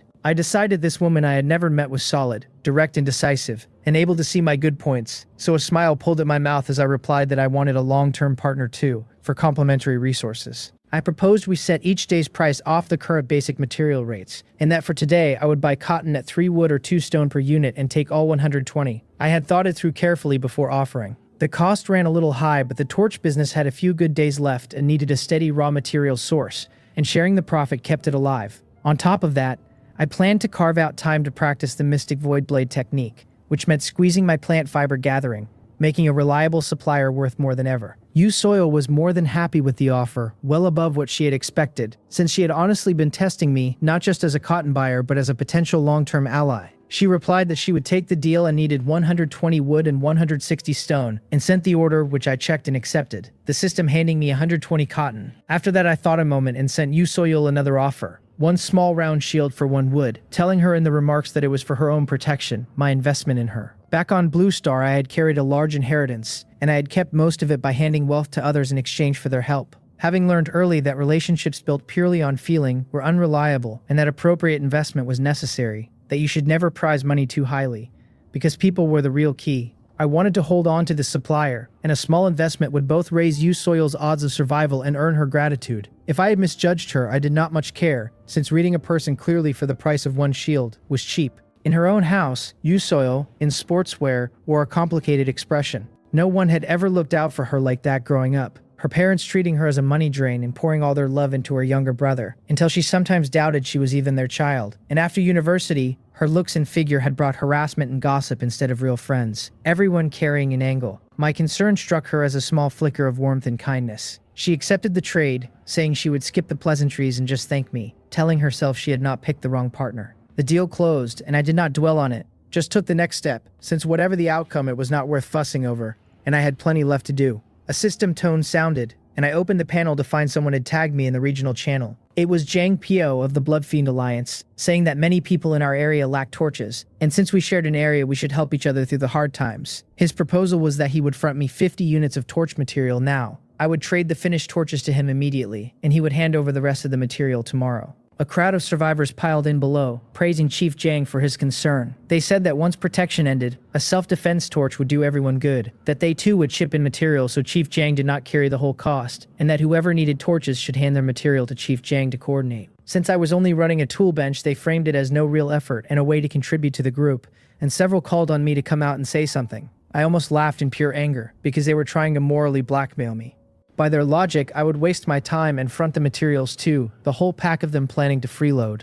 Then Jang Pio posted again, thanking everyone for their trust, and telling me no one expected me to work for nothing. He said I should join the Bloodfiend Alliance, take the post of Vice Alliance Leader, and earn extra Alliance contribution rewards for making torches. His people crowed that I was making a huge profit and rising to the top of an alliance over 500 strong, while others played it coy, insisting Brother Jin was not that shallow and would never hold a favor over them. The Bloodfiend members spanned the channel, while uninvolved survivors stirred the pot too, since if it worked they got free torches, and if it failed they lost nothing. A cold sneer crossed my face, because now I understood exactly how Xiao Huo had felt. These people were not foolish, they were malicious. I had wanted nothing to do with them, but with the Bloodfiend Alliance controlling the narrative and busybodies stoking it, the regional channel had no room for my wishes or my voice, and more survivors kept tagging me, too many to ignore. I told them flatly that if they wanted torches they could buy them in the trade channel, that I had neither the time nor the interest to play games. I asked what kind of low-class outfit the Bloodfiend Alliance thought it was to recruit me, and advised everyone that people had to rely on themselves, since leaning on despicable means only led to ruin sooner or later. Then I closed the regional channel without reading the replies, knowing nothing good would follow. A system alert chimed and I frowned, thinking it was endless, but it was a private message. Wang Jian greeted me as Brother Jin, said we were in the same area, and mentioned that Xiao Huo was his classmate. My interest stirred and I asked what he needed. He said the regional channel was a mess with the Bloodfiend Alliance controlling everything, basically useless, and that he and Xiao Huo had formed a small chat group for trading resources, nothing organizational, asking whether I wanted in. His avatar was a handsome young man around 20. I did not agree outright, asking instead how the group was formed and who was in it. He said he had found the item while scavenging outside that day, that besides him and Xiao Ho there were 3 others, all reliable, each with a specialty, and he attached the item's description, a small chat group that created a private group in the chat channel, gathering like-minded friends up to a maximum of 10. I told him to add me, since I had no reason to refuse, could just leave if it went badly, and genuinely wanted a few survivors to trade resources with. Wang Jihyun welcomed me to the group. Xiao Ho grumbled that it was another new person. Yu Eguk welcomed me by name, and Yu Yang welcomed me too, immediately asking whether I was an ability user. I frowned, wondering whether it was that intimate right out of the gate, no different from sending revealing photos the moment you joined a group. Wang Jihyun told me not to mind him, that Yu Yang was the only one in the group who had not awakened and asked every newcomer the same thing. My frown eased, and I said no. I had no abilities, because the worst move is to talk too openly with new acquaintances, and even with people I knew I would not expose my synthesis talent, a unique talent being far too significant to flash around. Yu Yang declared me a true comrade, and crowed that we were now brothers from different parents, and I had nothing to say, because the man really was an idiot. Wang Jian introduced the rest. Xiao Huo, whom I had seen before, wielded fireball and fought hard, with no special products near his territory, so he would trade hunted meat. Yu Yang had an open-pit iron mine by his territory, the man to see for iron blocks. Yu Eguk was a retired soldier with a strength burst ability and coal and stone resources. Last was Song Aru, a doctor with an ability called Heart of Nature she had not quite figured out yet, who held a vine armor blueprint and could trade vine armor. Iron, coal, meat, stone, vine armor. I was genuinely happy with the spread of resources in the group. Wang Ji-yun added that his own ability was Eagle Eye, handy for hunting supplies in the wild, and asked me to introduce myself. I played myself down, saying I had a river nearby so water was plentiful, and 2 blueprints, one for torches and one for small round shields, and I sent the shield's description to the group. Yu Yang immediately begged to trade for one, swearing he would give me everything he had. Wang Jian said the group favored mutual help, that good things could be traded internally first at market price, no deep discount needed, and Yue Guk agreed, saying I should just charge market rate and they would do the same, consuming good items inside the group first, and listing only the surplus. I had planned to sell 1 shield for 5 iron blocks or 50 wood on the open market, so I told them my usual rate was 5 iron, but Yu Yang could have 1 for 4, my welcome gift for joining.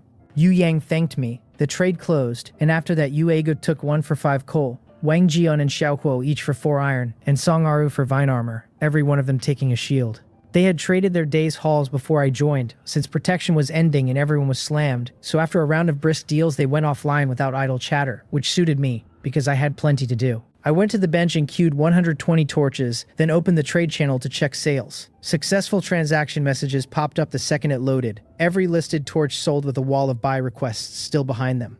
One survivor asked me to notify him before listing next time. Another offered to call me boss for a single torch. And a third sent a selfie and asked whether I thought she was pretty.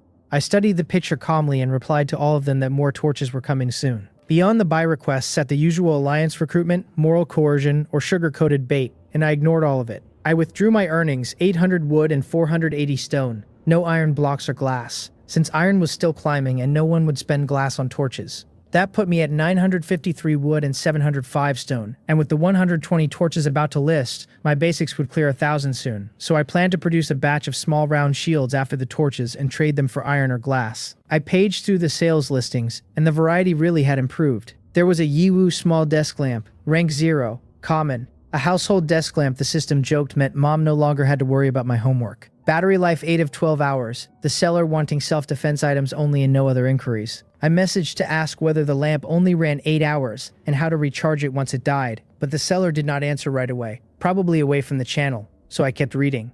There were iron swords for sale, blueprint or ability made I could not tell, since weapons always sold if there was a surplus. Then a genuinely good item, a personal water purifier blueprint, rank 0, common, the system warning that anyone who did not want to get sick had to either boil their water or own a purifier, the seller asking for other blueprints or weapons, highest bidder taking it. I was not the only one who saw it. Survivors crowded the comments, marveling that someone was actually selling a blueprint, begging for the source. One fool asking whether a water purifier was even useful, since rivers and lakes were everywhere. Another snapping back that you could not just drink river water raw. A man named Richard from the American Alliance offered a long knife for it. Others bid 10 food, 20 iron blocks and 2 glass, or 15 food, 5 torches, a bow and arrow set, and a core position in the Summer Alliance. Buyers swarmed it, because blueprints were like old technologies. Each won a golden goose, especially for the alliances. I envied the good items in those bids, the glass most of all, and I tried to bid myself, but I probably had no shot, because I could not part with my wind chaser bow or tang sword, and the small round shield alone was not enough. I could see it plainly now. The alliance is throwing huge amounts of resources at high quality goods, while a lone survivor simply could not compete, partly because the market held too few good items,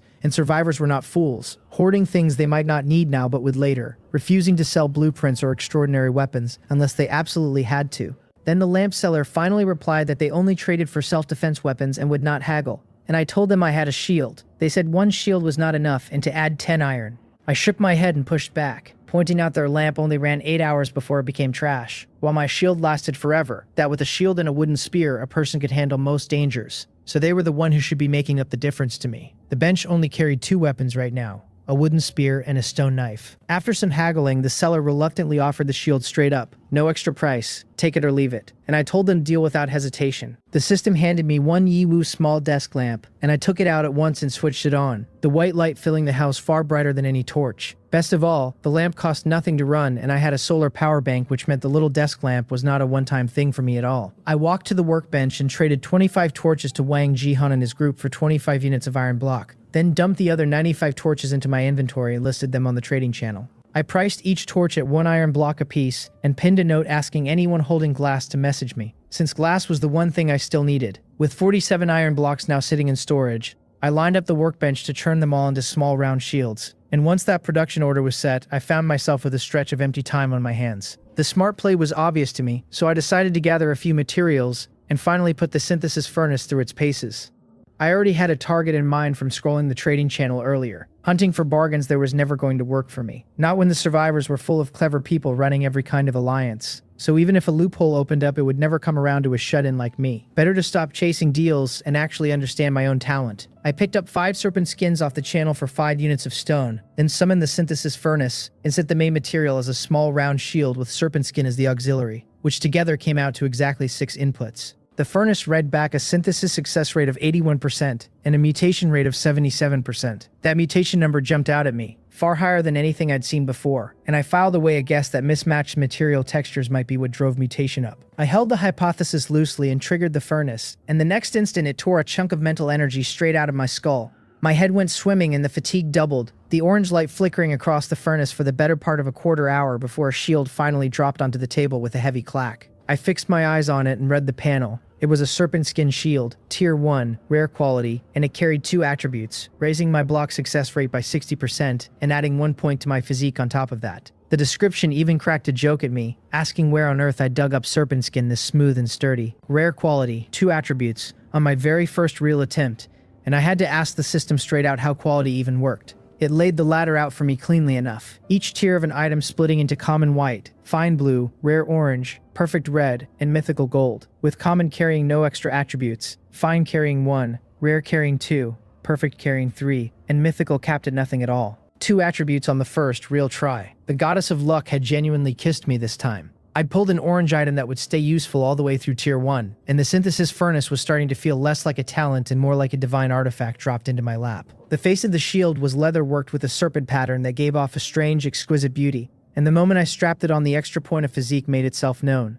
The Tang sword in my grip suddenly riding light. That one success did more for my nerve than anything had since I arrived, so I went back to the channel and spent a pile of wood snapping up a handful of useless blue items, just to feed the furnace again. The first thing out was a wedding bed 3-piece set, tier 0, fine quality, attribute listed as improving sleep quality by 30%, with a description that asked whether I'd marry someone in poverty or in poverty. The main material had been a set of miniature playhouse toys, and the furnace had simply scaled the toys up into real furniture, so the thing could turn fake into real. I'd expected a box of nice dolls and gotten a working bed instead, and I tossed the 3-piece set onto the mattress with a grin and told myself to run it one more time. I dug out the queen bee corpse I'd harvested earlier in the day, along with the odds and ends I'd just bought, and fed the furnace a white beehive as the main material with a blue queen bee, 6 blue ants, 1 blue banyan seed, and 1 blue butterfly corpse as auxiliary. The panel offered me an 80% success rate and a 60% mutation rate, and asked if I wanted to continue, so I confirmed it, and the same brutal drain hit me at once, no gentler than the shield had been. My brain turned to lead,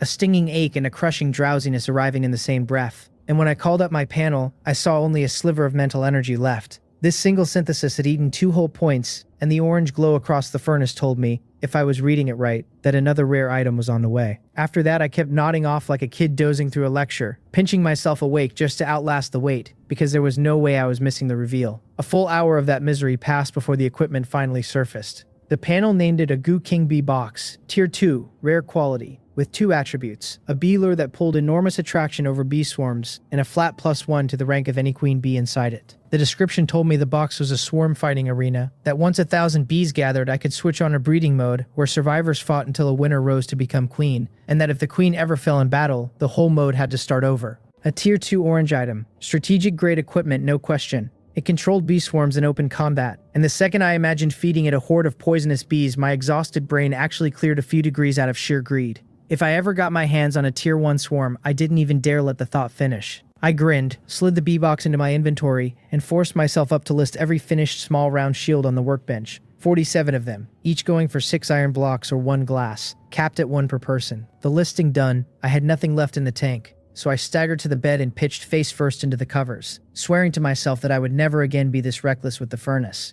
That was the last thought I had before the dark took me. Pounding hit the wooden door, a heavy battering and a long scraping shriek that dragged me straight up out of sleep. My skull was splitting, but I pushed through the sting and got to my feet, and a few deep breaths cleared the fog enough to think. I hadn't even taken off my rattan armor before crashing, so I pulled the Tang sword, strapped on the serpent skin shield, and crept toward the door on my toes. It was still night beyond the walls, only the faintest light outside, and through the window I caught the shape of a leopard, a full 2 meters of it, the thing slamming and clawing at my door. As if it felt me there, it swung its head around, and the two of us locked eyes through the glass. The panel labeled it a hungry leopard, tier 0, elite grade, attribute beast roar, and the description told me it had been sealed away by some mysterious force for 3 days, that it was ravenous, that on finding me it had already made its choice, and it asked, flatly, what mine would be. The roar that came next rooted me to the floor, and the leopard kicked off its hind legs and launched straight at the window, that gaping maw nearly closing over my head before instinct snapped me out of it. I shoved off the wooden wall and threw myself backward, crashing flat onto the floor with my spine taking the brunt of it, then rolled and hauled myself upright, eyes searching.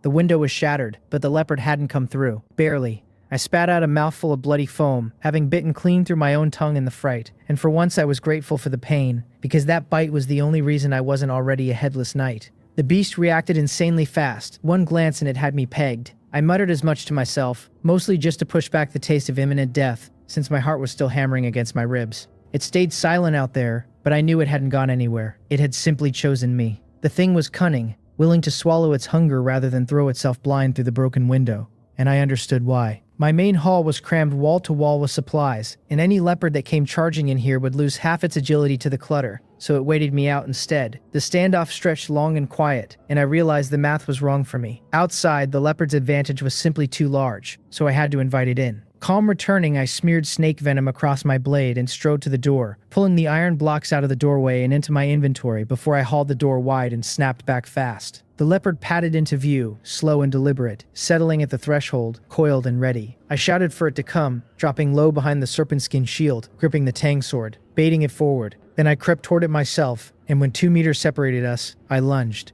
The leopard flinched back half a step, then drove off its hind legs and leaped. I was already braced in a bow stance, the serpent skin shield catching its incoming claws, and the collision rang out huge and threw me backward off my feet. I let the momentum feed my blade instead of fighting it, the Mystic Void blade technique flowing into 2 quick strikes that opened gashes across the leopard's back. Blood ran from the wounds, but the thing howled and kept swinging as though its spine carried no sensation at all. We traded several fast exchanges, me blocking with the shield between strokes of the technique, and when we broke apart, the leopard wore 7 wounds, while I wore 2 claw marks that had torn through my rattan armor and split the skin beneath.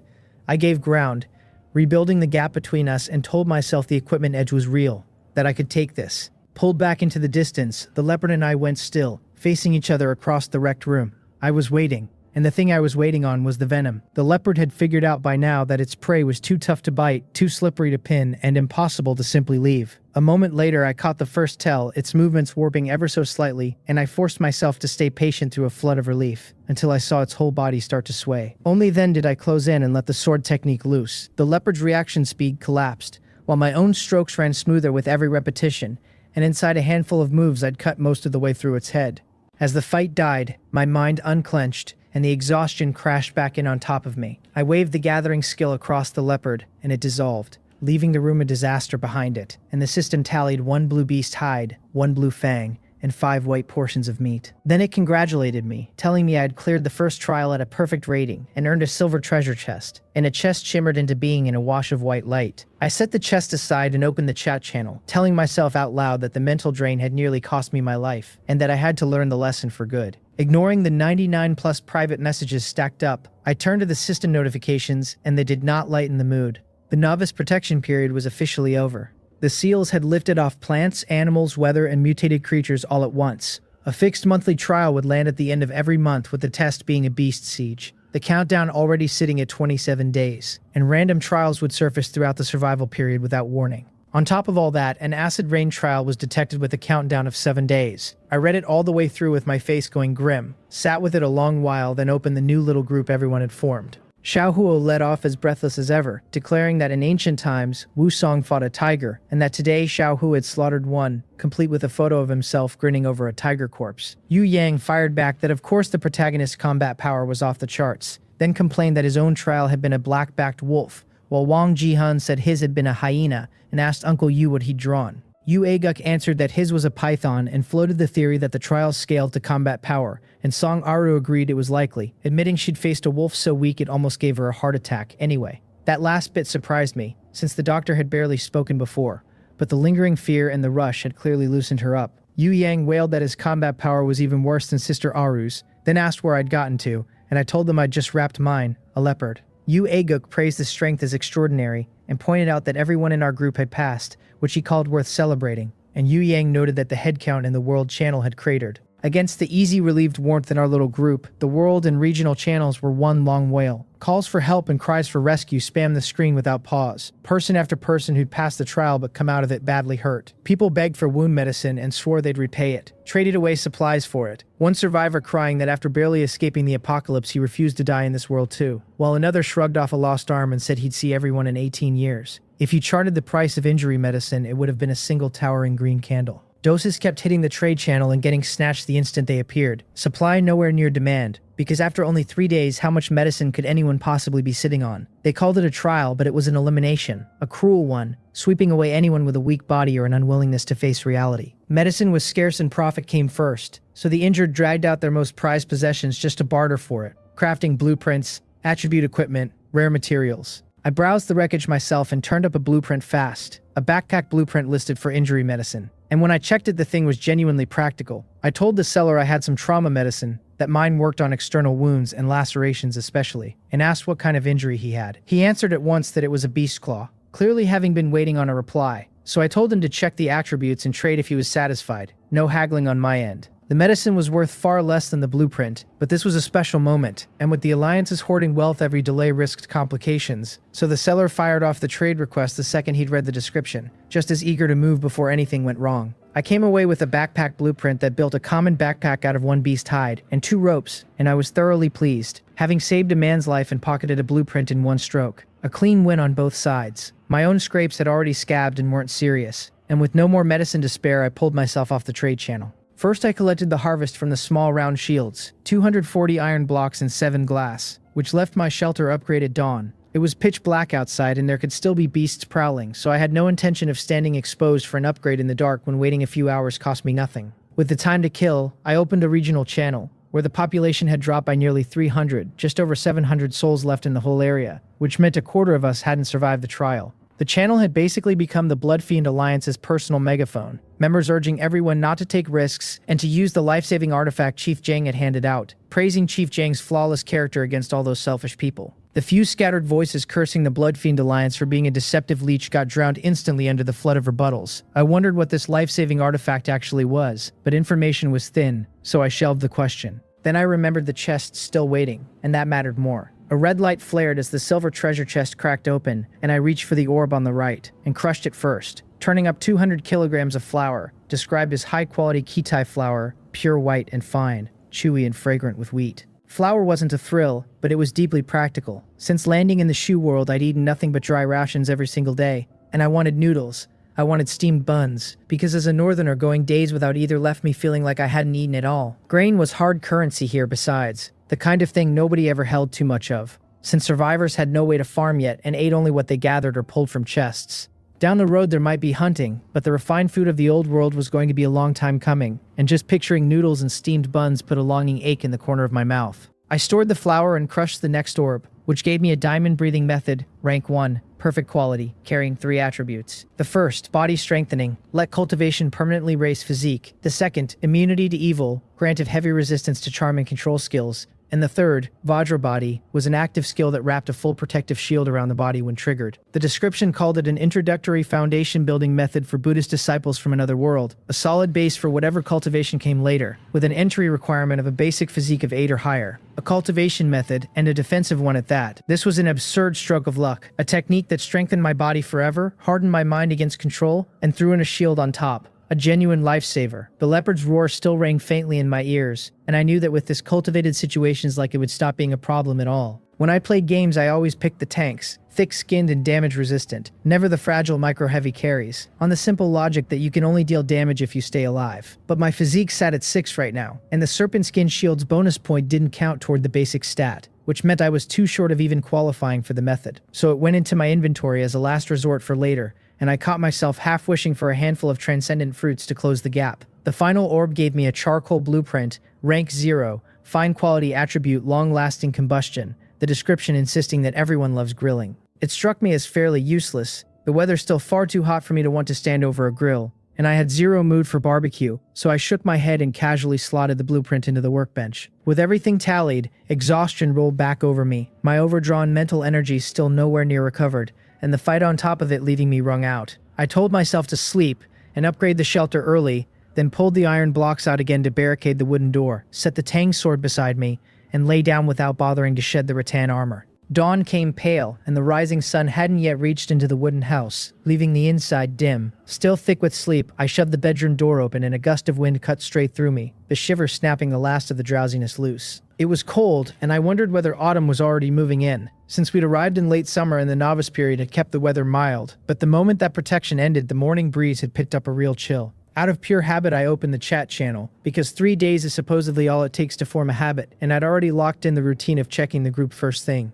The past few mornings I'd eaten while watching other survivors talk, and even on quiet days there was always fresh entertainment. But today was different, because pinned to the very top of the world channel sat a familiar name. Ji Yang had posted a long summary, opening on a somber note about the compatriots lost in the previous day's ordeal, and urging everyone not to sink into grief with more trials still ahead. He laid out his findings in order. First, with the novice protection over, the Shu world had unsealed the wild beasts, and where his shelter had been surrounded by nothing the night before, a pre-dawn scout of roughly a 1-kilometer radius had turned up rabbits, squirrels, wild dogs, goats, alongside lions, tigers, and black bears, animals that should never share the same ground. He suspected they'd come from Blue Star same as us, and that we'd compete with them to forge a brand new food chain, our one saving grace being the shelters.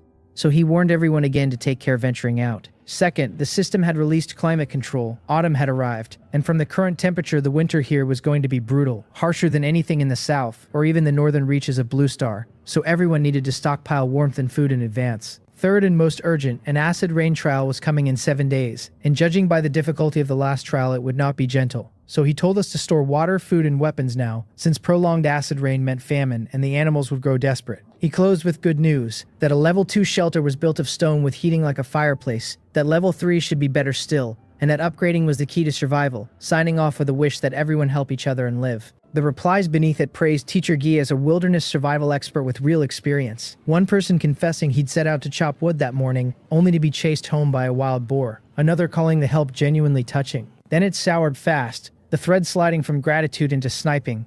Someone scoffing that, of course, it all came down to upgrading the shelter, and everyone already knew that. Someone else threatening to teach him a lesson on his parents' behalf. The whole thing curdling into personal attacks. A few people were honestly confused about how a single message got pinned across the entire world channel, until a helpful soul explained it was a world loudspeaker, an item that pinned your post to the world channel for a full day and made you the headline. That cleared it up for me. I hunted for anything else useful, found nothing, and noticed I'd run through the last of my dry rations, which settled it. It was time to upgrade the shelter. The level 2 upgrade wanted 200 wood, 200 stone, 10 iron, and 2 glass, and my inventory held 859 wood, 700 stone, 335 iron, and 7 glass, so I confirmed it on the spot. The system accepted, flagged my materials as sufficient, and then asked whether I wanted to additionally enhance the shelter's facilities, rolling out a menu like a developer hawking real estate. A bedroom with flooring, a double bed, and reserved outlets for 50 wood and 5 iron. A living room with a fireplace, solid wood furniture, wooden flooring, and outlets for 50 wood,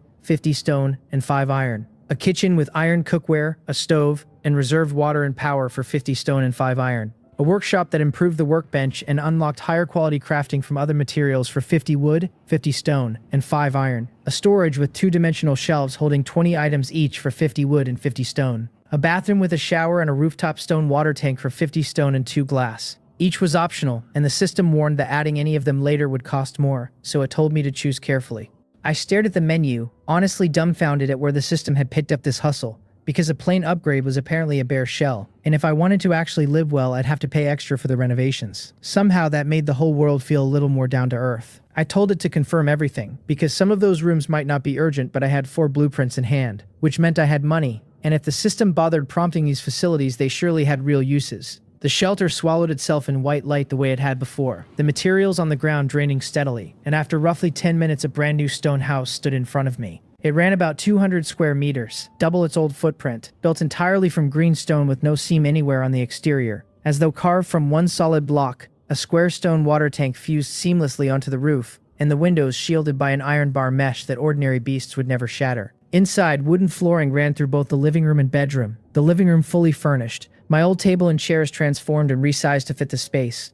A fireplace covering some 3 square meters set in the center, with pipes routed through the stone walls to carry its heat into every room. The kitchen held a stove, an iron pot, and a full spread of tableware and cookware, so I could finally eat something hot, and the supplies that had been scattered everywhere were now sorted neatly onto the storage shelves. At the workbench, the crafting panel had picked up 2 new weapons beyond the daily necessities: a wooden-handled iron blade taking 2 iron and 1 wood, and a wooden-handled iron spear taking 1 iron and 1 wood. I realized the system was steering survivors to develop and to fight, treating us as something other than entertainment, because if it just wanted a show, it would rather watch us scrape at the edge of death than hand us conditions this good. I turned the intention over for a while, then let it drop, because there was simply too little to go on, and for now all I could do was keep pushing forward and stay alive. I figured I'd check the level 3 requirements while I was at it, in case I had the materials to change straight into it, and pulled up the shelter panel. Level 3 wanted 500 wood, 500 stone, 50 iron, 20 glass, plus 1 defensive structure, 1 altar, and 1 resource structure. Defensive structures included fences, arrow towers, tamed beasts, and protective shields. Resource structures included mines, farmland, salt fields, and medicinal fields. As for the altar, the system offered no explanation whatsoever. I had the defensive side covered, with fence and arrow tower blueprints already pulled from earlier chests, but I lacked the core altar and any resource structure, and a sweep of the trade channel turned up nothing related, so I could only wait. I didn't build the fence or arrow tower right away either, because even with resources to spare, I needed to reserve wood and stone for torches and small round shields. And I suspected a fence's defense might not even match the stone walls of the level 2 shelter anyway. Only once the shelter business felt settled did I remember I'd never answered a message from the night before. Yu Soyul had reached out, lucky in her own trial. The attacking beast, a starved and injured one the system had weakened over 3 days, so she'd handled it without much trouble. She'd written to warn me that with so many beasts loose outside now, collecting cotton might be hard today. That didn't surprise me, the wilderness genuinely dangerous after 3 days of starving predators. And I told her not to push it, to do only what she safely could, then added that I'd hit level 2 and could now craft iron blades and wooden-handled iron spears, and asked what she needed so I could trade some over. She was touched, clearly not having expected me to skip the blame and instead think about arming her, and she told me she'd send the materials herself, since she couldn't accept the weapons if I ate the cost. I didn't argue, because being a decent person has limits, and going too generous only turns into a burden for the other person. The materials came through, 5 wood and 5 iron, along with her note that her ability suited ranged weapons and that she wanted 5 spears to throw. I got it, headed back to the workshop, knocked out 5 wooden-handled iron spears, traded them over, reminded her to message me the instant she hit any danger, and closed the chat. That done, I queued a production run of 200 small round shields on the workbench. While hunting for upgrade materials, I'd noticed plenty of people already selling wooden-handled iron blades and spears, and torches besides, which told me a lot of blueprints had dropped after the trial, and that torch profit wouldn't last. I'd expected the decline, just not this fast, but the shields still moved at a fat margin and wouldn't dent my income for a while. With the workbench on automatic, I decided to stay in today, since the past 2 days of Beast Riot had left the wild too risky, and instead used the time to drill the Mystic Voidblade technique and push its proficiency toward mastery as quickly as I could. So I went to the open ground out front and started training. I drilled the Mystic Voidblade technique outside the shelter for an entire morning, hauling it up to 88% proficiency and feeling the shape of it settle deeper into my hands. Beasts moved near the shelter while I worked, but maybe because my patch of ground was remote and the vegetation thin, most of them streamed past toward the river to the east. I weighed hunting the ones coming to drink, then let it go since the riverbank was too open and the animals too alert, and my long-range game was mediocre. I owned a decent bow but had never trained archery and had no time to start now, not when just mastering the blade technique was an open question of how long it would take to reach major achievement. Time to eat. My stomach was growling, the morning's dry rations long since burned through by the high-intensity drilling, so I went back in and checked the kitchen stores first. 10 servings of dry rations, 10 bottles of water, 10 wild fruits, 30 apples, 200 grams of honey, 1 roasted duck, 5 leopard steaks, and the 200 kilograms of flour. Plenty of variety but thin on quantity, enough to coast for a while yet nowhere near enough for winter. I needed to stockpile more, meat above all, because the flour would hold a while but cultivation demanded I eat heavily, both to push my physique up fast and to keep from grinding my body down. And after Ji Yang's warning, the food prices on the trade channel had already started climbing today. I pulled out the roasted duck to reheat while I molded over. I'd meant to barter the duck for a blueprint or some high-grade material, but the survivors weren't fools, nobody willing to trade even a useless blueprint for it. And I wasn't short on basics anyway, so I decided to just eat the thing today and replace what cultivation had drained. Reheated, it fell short of the first time, but next to dry rations there was simply no contest. Soon I was leaned back in the wooden chair, letting out a satisfied burp and picking my teeth with a sliver of wood. Shaking my head at myself, because my appetite had ballooned. My old self could never have put away a whole roasted duck, and I asked myself whether drilling the blade technique was really this consuming.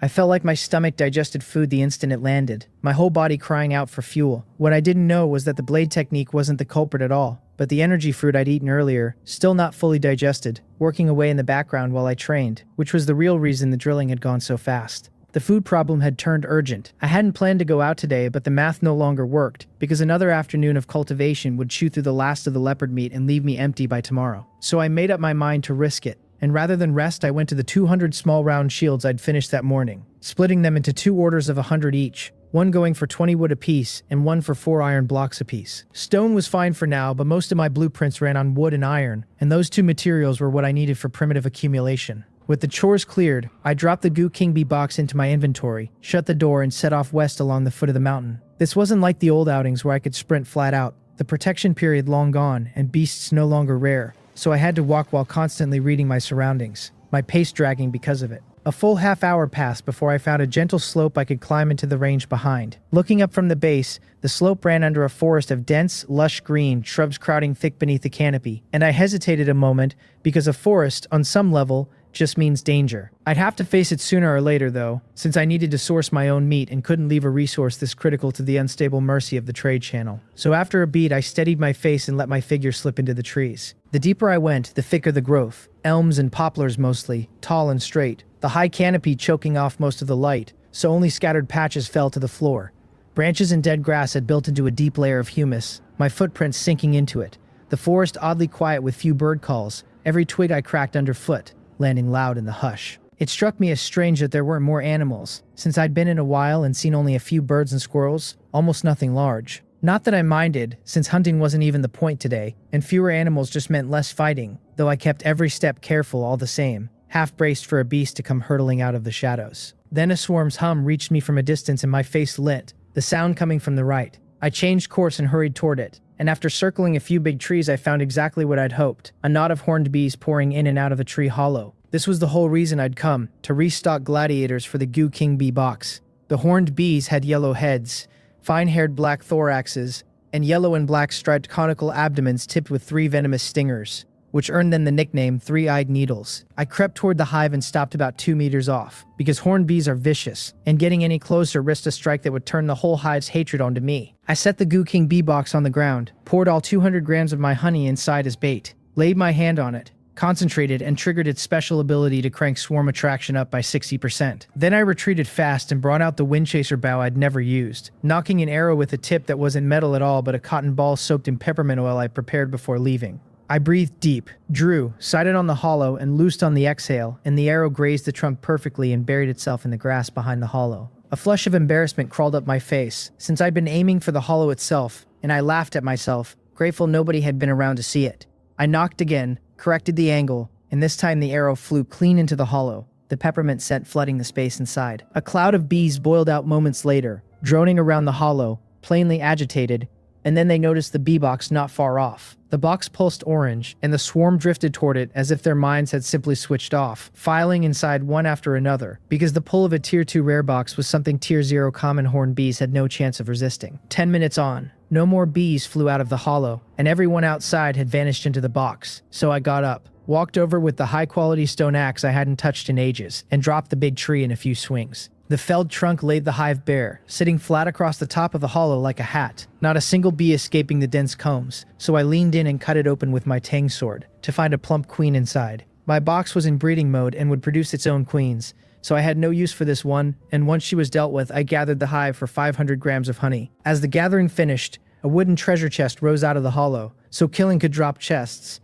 and I nodded at the discovery, the system clearly bent on encouraging combat hunting. I tapped it open to find 10 dry rations, 1 common pair of hiking boots, and 1 bee cultivation method. I grabbed the book hopefully only to deflate it once, because it was just an ordinary how-to manual, not the skill book I'd wanted, and it even carried a suggested retail price of 9.91 printed on the back. I tossed it into my inventory, laced on the new hiking boots and ditched my worn-out sneakers, then went to check the box, which now held over 8,000 horned bees and had automatically rolled into breeding mode to filter out a queen, a process that would run a full 24 hours. I'd get to meet the new queen tomorrow, and I caught myself genuinely curious about her attributes. I picked up the box, since the live creatures inside meant it couldn't sit in my inventory long, gathered 6 wood off the felled tree, and kept climbing toward the mountainside. The objective done, and the day still young, so I figured I'd keep looking. With the Goo King Bee box in one hand and the Tang sword in the other, I moved on. Even without the serpent skin shield, my physique still sat at 6, already above the adult average, so despite rarely walking mountain trails, I wasn't tired and had stamina to burn. A plump wild rabbit darted past up ahead, paused at the sight of me, then bolted toward the front left,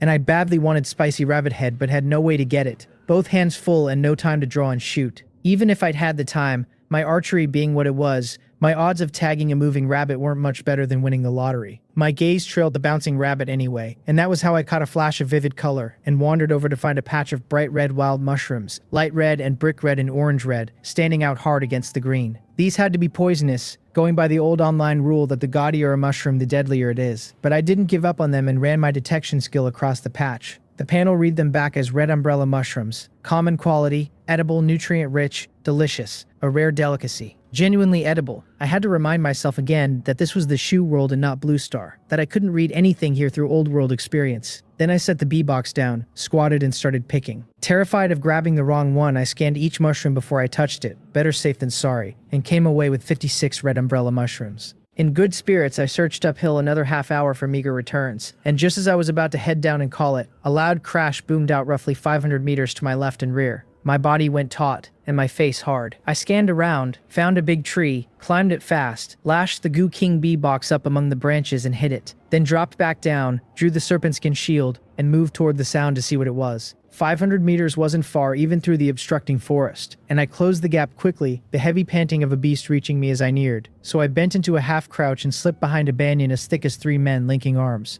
peeking carefully ahead. A brown mountain boar over 2 meters long came into view, slabbed and fat, bristles standing up like pine needles, panting hard as it patrolled an open clearing, centered on a half-withered elm. The elm bore a fresh crack from an impact, so the crash I'd heard had to be the boar ramming it. Scanning the trees beyond, I found the boar wasn't alone. A mountain cat crouched on a branch to my left, its eyes locked on the same elm, a stout body about 1.5 meters long with long limbs, a short thick tail, reddish-brown fur scattered with dark spots. And overhead a dark shadow swept and circled, a brown goshawk fixed on the ground, fainting downward again and again. Every one of them was staring at that half-withered elm. No, not the elm, the red fruits hanging in it. I corrected myself after watching long enough to spot the small red fruits tucked in the branches I'd kept overlooking. They looked like a good thing, but it was too far to make out exactly what, and the fact that 3 beasts were squaring off over them only sharpened my interest, because I wanted a slice of that pie too. I worked out how to snatch food from the tiger's mouth, my eyes shifting over the 3 beasts' positions, then slowly backed off, and once I judged myself clear of their senses, I broke into a backward run. After more than 50 meters, I cut right, swung a wide half circle, and came around to the far side from where I'd started, easing in to hide behind a large tree not far from the half-withered elm. I wasn't going to grab the fruit head on. A lone mountain cat I'd have fancied my chances against, but I'd write off the mountain boar entirely, because I'd heard that in the mountains boars and black bears are predators of the same caliber, and my small frame wasn't in the same weight class. Next to the boar, I was a squishy assassin, and a low agility one at that. Once the Mystic Voidblade technique hit major achievement, I could maybe go 50-50 with it, though I wasn't sure of even that. The standoff dragged on between all parties until a sudden fruity aroma bloomed in the air, so the red fruits hadn't been right. No wonder none of them had moved to pick them. As the scent spread, the mood turned serious, the beasts visibly tightening, eyes boring into the fruit, the goshawk breaking off its circling to land atop the tree nearest the elm. On my side, poised and ready. Now 4 parties held 4 corners. I sat opposite the mountain boar across the elm, the mountain cat on a tree to my right, the goshawk on the treetop to my left, all of us waiting on the same instant of ripening. Not ripe yet, but the smell was incredible. I squatted behind my tree with my legs gone half numb, pulled in a deep breath of that rich fruity aroma, and felt my whole spirit jolt awake, every cell in me craving it like mad, my own eyes starting to redden a little. The second the thought finished, the boar surged forward and charged the elm, the cat and goshawk diving after it. Though their aims diverged, the cat and goshawk lunging straight for the fruit while the boar slammed into the trunk. The boar had moved first and moved fast, crashing into the elm in a blink. The already cracked trunk took the second blow and snapped. The boar's whole body pressed against it, its several tons driving the fall faster. In that moment, the cat and goshawk, both grabbing for the fruit, crossed paths, and the goshawk suddenly beat upward, its talons raking 3 bloody lines across the cat's back, the force pinning the cat to the ground while the bird rode the momentum back toward the fruit. 2 arrows hissed through the air then, flying dead above the red fruits, square along the goshawk's only path to them. They were mine, of course. I'd checked earlier that my position held no beasts, and the boar's first ram had been aimed this way, so I'd bet that the first impact wasn't just to scare off the others, but to set up the second one that would break the elm. By hammering the same crack, the boar could steer which way the tree fell, and I'd already learned the hard way that the animals of the shoe world are cunning and can't be treated as fools,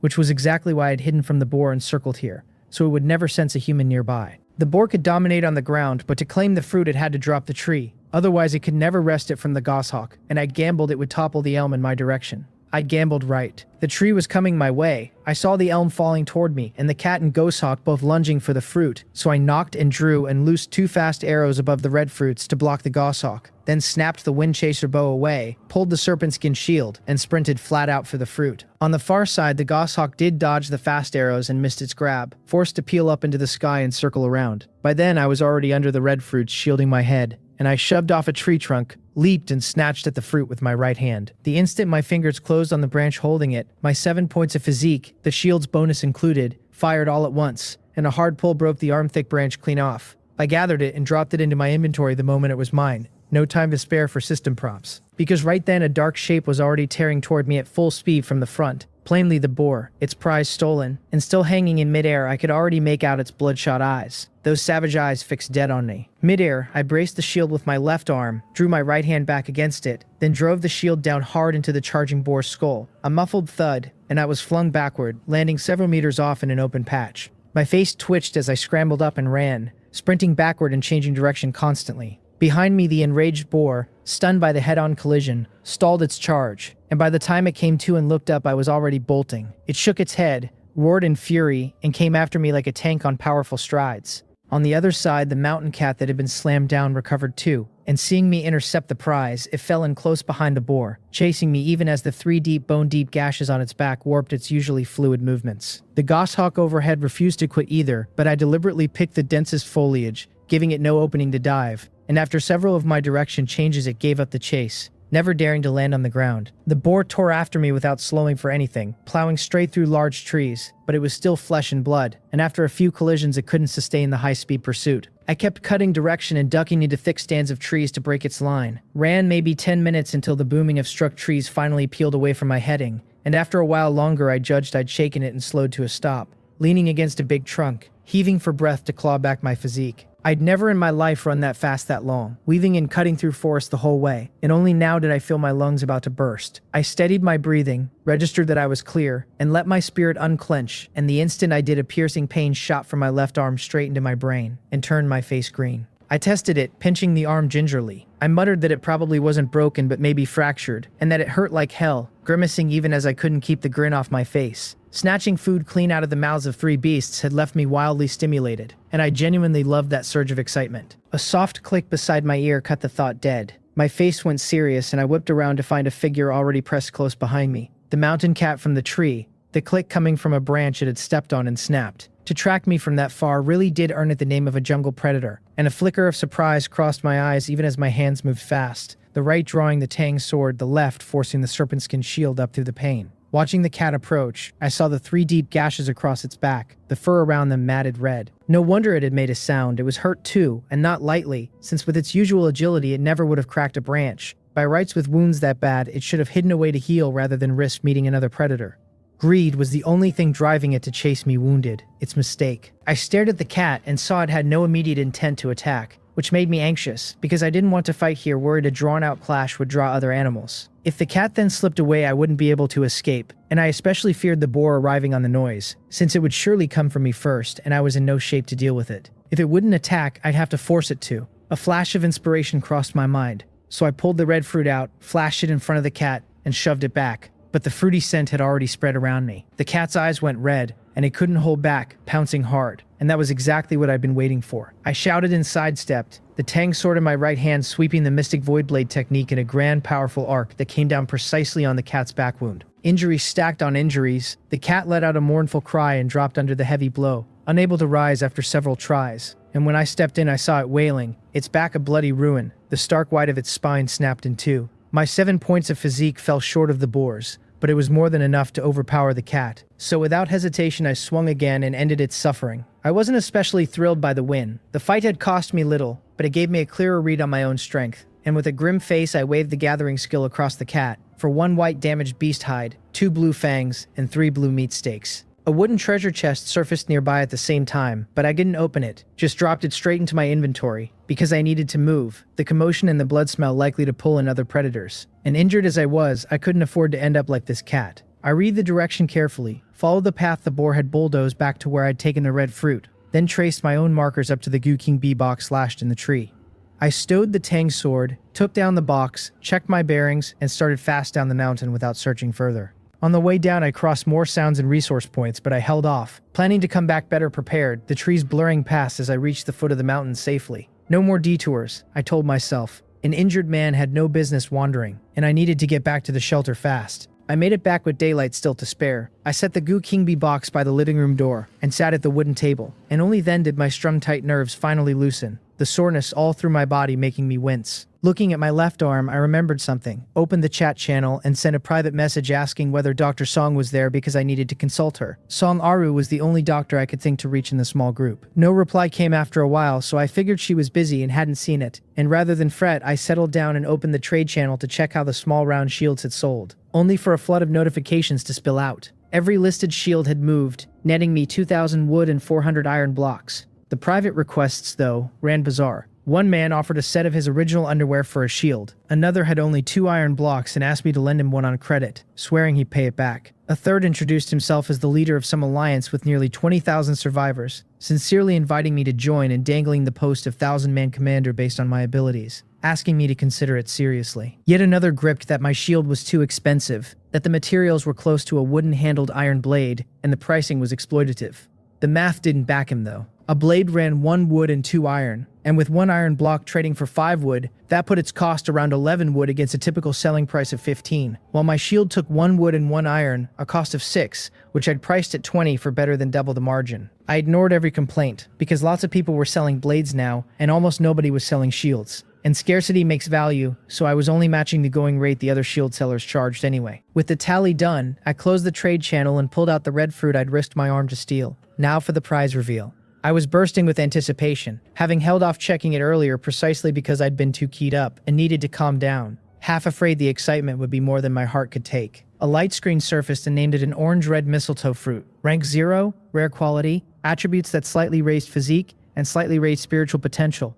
Described as a rare mistletoe that strengthens muscle and bone, protects the liver, fortifies the kidneys, greatly benefiting both body and spirit. With a consumption limit of 10 fruits at the same rank, a supernatural fruit. My face went hot, and I finally couldn't hold the excitement in and shouted out loud, "Worth the arm." The orange-red mistletoe fruit wasn't as good as the super ability fruit I'd found before, the one that flat out added a full attribute point, but it came in numbers, 16 of them in total.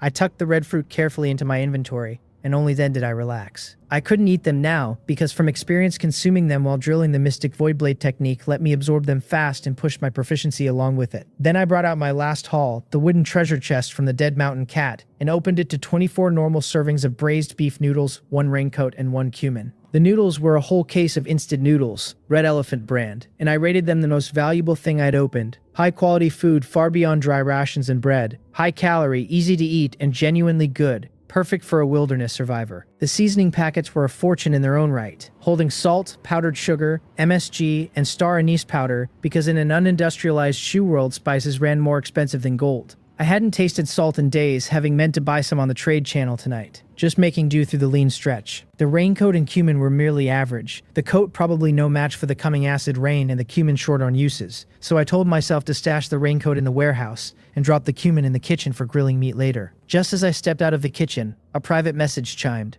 and I opened it to find Song Aru had replied, saying she'd just gotten back to her shelter and asking what was wrong. In a wooden house somewhere, a beautiful woman with a ponytail tidied up while she answered, the gentle, composed air of a leading actress about her, a rattan armor thrown over a white shirt streaked with grime, visible through the gaps, black slim-fit trousers below making her legs look long and straight. Just returned from the wild, Song Aru wore a puzzled look, since she and I had never spoken privately and she had no idea why I'd come to her. I told her I'd gone out searching for supplies that afternoon and hurt my arm by accident, that Wang Jihyun had mentioned she was a doctor.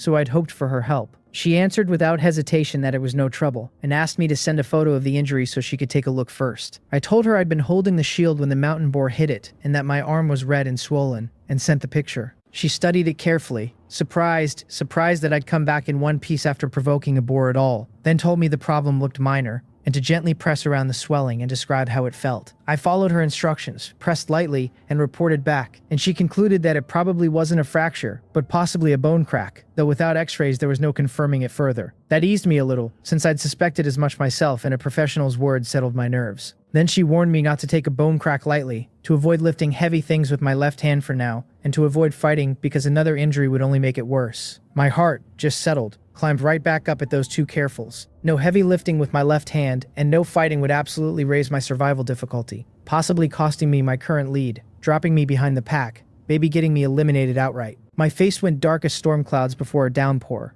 I cursed, not having expected a bone crack to be this serious, and figured my only move was to hit the trade channel later and overpay for medicine. Even as I thought it, I knew the channel almost certainly had none left, since the Dawn trial had wrecked so many people, and the wound medicine was long bought out, and whatever scraps remained would be priced past what any survivor could stomach. On the other side, Song Aru sat poised at her wooden table, a hint of hesitation on her delicate face, her gaze drifting blankly to her hands. In her slender fingers rested a small transparent bottle, red liquid swirling gently inside. She wondered whether to give it to me, since she had only this one bottle and would have to wait for the flower of life to bloom again before she could make more, and she bit her lip lightly, thinking a long while before she made up her mind. She decided to give it, telling herself I was an acquaintance after all, that not knowing would have been one thing, but knowing she couldn't simply watch me get eliminated. For all the deaths and births she'd seen in the hospital, she still ached over every critically ill patient and always wanted to help them, even a little, and that kindness was why her colleagues and patients had loved her, why she'd stayed at the hospital on the day of the apocalypse, caring for the people in their beds. I was frowning, hunting for a solution, my left arm wound worse for my survival than losing the arm outright, when a trade request landed. I came back to myself, frowned at it, then my eyes went wide and my face filled with disbelief. The item was named Life Water, rank 0, rare quality, attributes that instantly healed minor injuries and raised severe injury recovery speed by 60%, with a description swearing I hadn't misread it, that this little red bottle was rare and precious, its materials costly and its craft complex. Wound medicine, the instant recovery kind. I had plenty of items, but this was the first life-saving artifact of its sort I'd ever seen, and with this bottle it was like holding an extra life. Song Aru told me to take it, to heal first and return something to her later, and just to apply it externally to the arm. To be honest, in that moment I was genuinely moved. Since my parents passed, this was the first time anyone had helped me expecting nothing back, handing me something this precious. I thanked her and didn't refuse, because I needed the life water now and I'd remembered the kindness. But I didn't simply take it either. Others might want nothing in return, but I couldn't be ungrateful, not when this had saved half my life. So I sent a trade request of my own, offering 6 orange-red mistletoe fruits for the 1 life water. Each person could only eat 10 of the fruits, and I'd meant to barter the leftover 6 for good items anyway. Song Aru saw the new request and clicked agree without even checking what the fruit was. After the trade closed, she finally looked at the orange-red mistletoe fruit in her hand and read its attributes. And she gasped, because the preciousness of those 6 fruits was no less than the life waters. And for most survivors, their value ran higher still. Better yet, with these 6 fruits, a blueprint she'd kept on ice could finally be used. She told me the fruit was very precious, worth more than the life water, that she'd taken advantage of me and accepted it anyway, and that she had many potion blueprints. So if I ever turned up medicinal herbs or plant seeds, I should pass them along and we'd split the yield evenly after cultivation. I agreed at once and asked whether potion blueprints were crafted at a workbench, and she said no, that she had a special building, an alchemy table, and that she'd heard there were alchemy furnaces and talisman rooms too. I'd honestly known nothing about these special buildings, nor had I seen elixirs or talismans on the trade channel, and I couldn't tell whether the output was just too low to leave the maker's hands, or whether nobody had learned them at all, though from Song Aru's situation it had to be the former. I thought of an apple tree seed I'd picked up earlier and never used, so I traded it straight over to her. We chatted a while longer and swapped some information before closing the windows. And then I needed to heal fast, because my arm hurt badly enough to give me a headache. I picked up the life water and spread it carefully and evenly across my left arm. As the potion soaked into my skin, a tingling itch spread out from the arm, fierce enough for a moment that I wanted to chop the limb off. Then a wave of warmth pressed through skin to bone, until both the itch and the heat faded and the pain and irritation felt like an illusion that had never been real. I tested a fist experimentally, no pain at all, then pressed hard on the spot that had been injured. It didn't hurt in the slightest, truly healed, and I couldn't help beaming. Today had been a close call, but I'd gotten through it, and I told myself to be more careful from here, to stop overestimating myself, and to stockpile some healing medicine. Thinking of medicine pulled me back to the life water, except Song Aru's flower of life wouldn't bloom for another half month, and short on materials besides. I couldn't make any at all. Arm fully recovered, I let the worry drop, because I still had plenty to do. I got up, pushed open the shelter's main door and stepped onto the open ground out front, circling the building first. The shelter ran about 50 meters long and 40 wide, and I planned to wall it off completely with a fence. I wanted to leave a 20-meter gap between the fence and the shelter for a yard, handy for planting later, and to leave more room to the north, roughly 45 meters, running the fence right up to the base of the mountain wall. I deliberated a long time before settling on this layout, since I had to reserve space for late-stage shelter upgrades and for farming.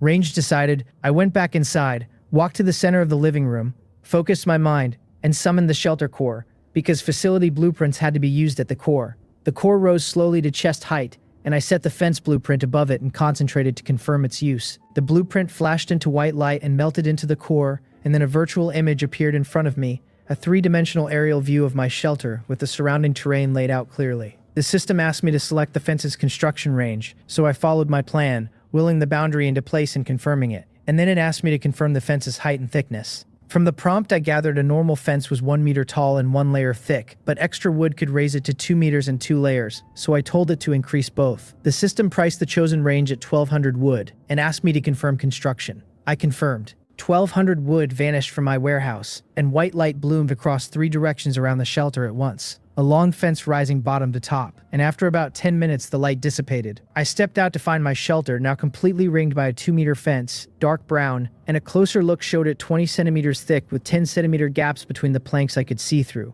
This was basically a wooden wall, and my sense of security shot through the roof, the only catch being the main gate. The 2-meter gate gave me plenty of safety, but its lock was like an ancient city gate's, a 20-centimeter slab of wood that had to be shoved open by hand, and once I closed it, I could only get out by climbing the wall, then climb back over to get in. The flaws didn't outweigh the virtues, I told myself, repeating it twice for good measure. Worth noting, architectural blueprints were single-use, either learned from manual building or handed straight to the system to construct, the blueprint vanishing either way, and building again meant supplying a fresh one. After admiring the fence, I went back in, summoned the core again, set the arrow tower blueprint on top, and confirmed construction. The same virtual aerial view appeared, and following my design I placed the arrow tower in the southwest, to the right of the fence gate.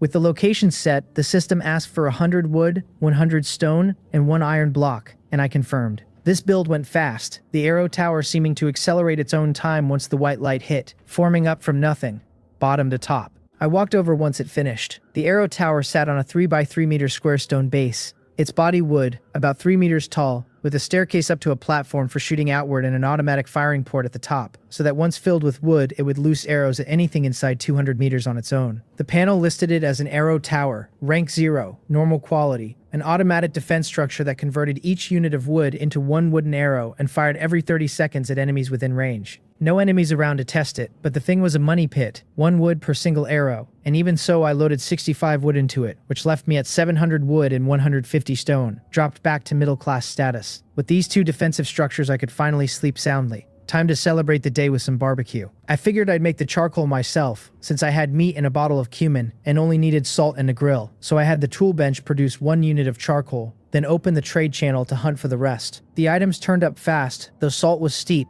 a small bottle going for 4 iron, equal to a small round shield or 20 wood. How extravagant, I could barely afford salt, but I spent the 4 iron blocks anyway, because if I could improve my life I would, and my body couldn't handle going without salt. The grill ran far cheaper, a stainless steel 1 for 2 iron, and from the comments it had sat listed 2 full days with no takers, since most people had no use for it yet.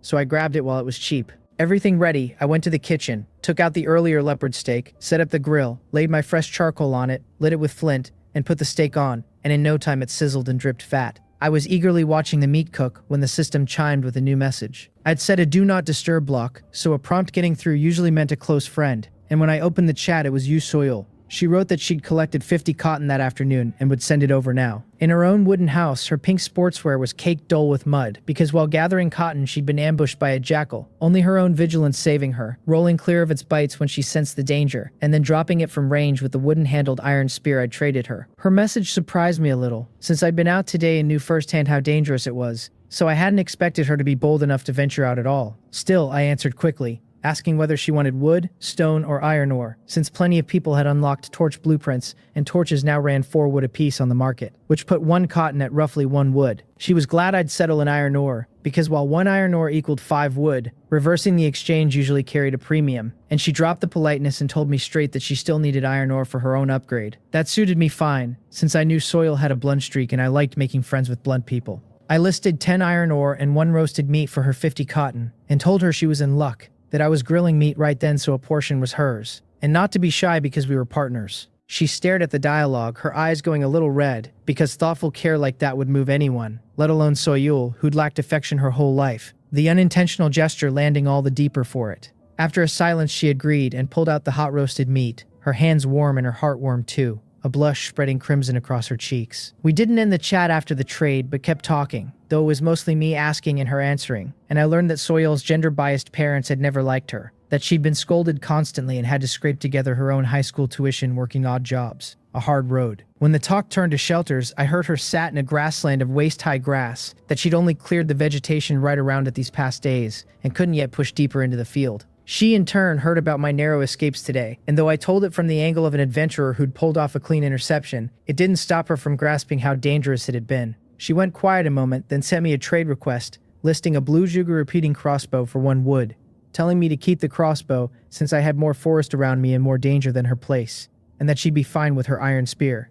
I looked at the request, honestly bewildered. What was going on today? Why were so many people suddenly worried about me? I'd lived 24 years on Blue Star and never met anyone who cared this much except my parents. Today I'd met 2.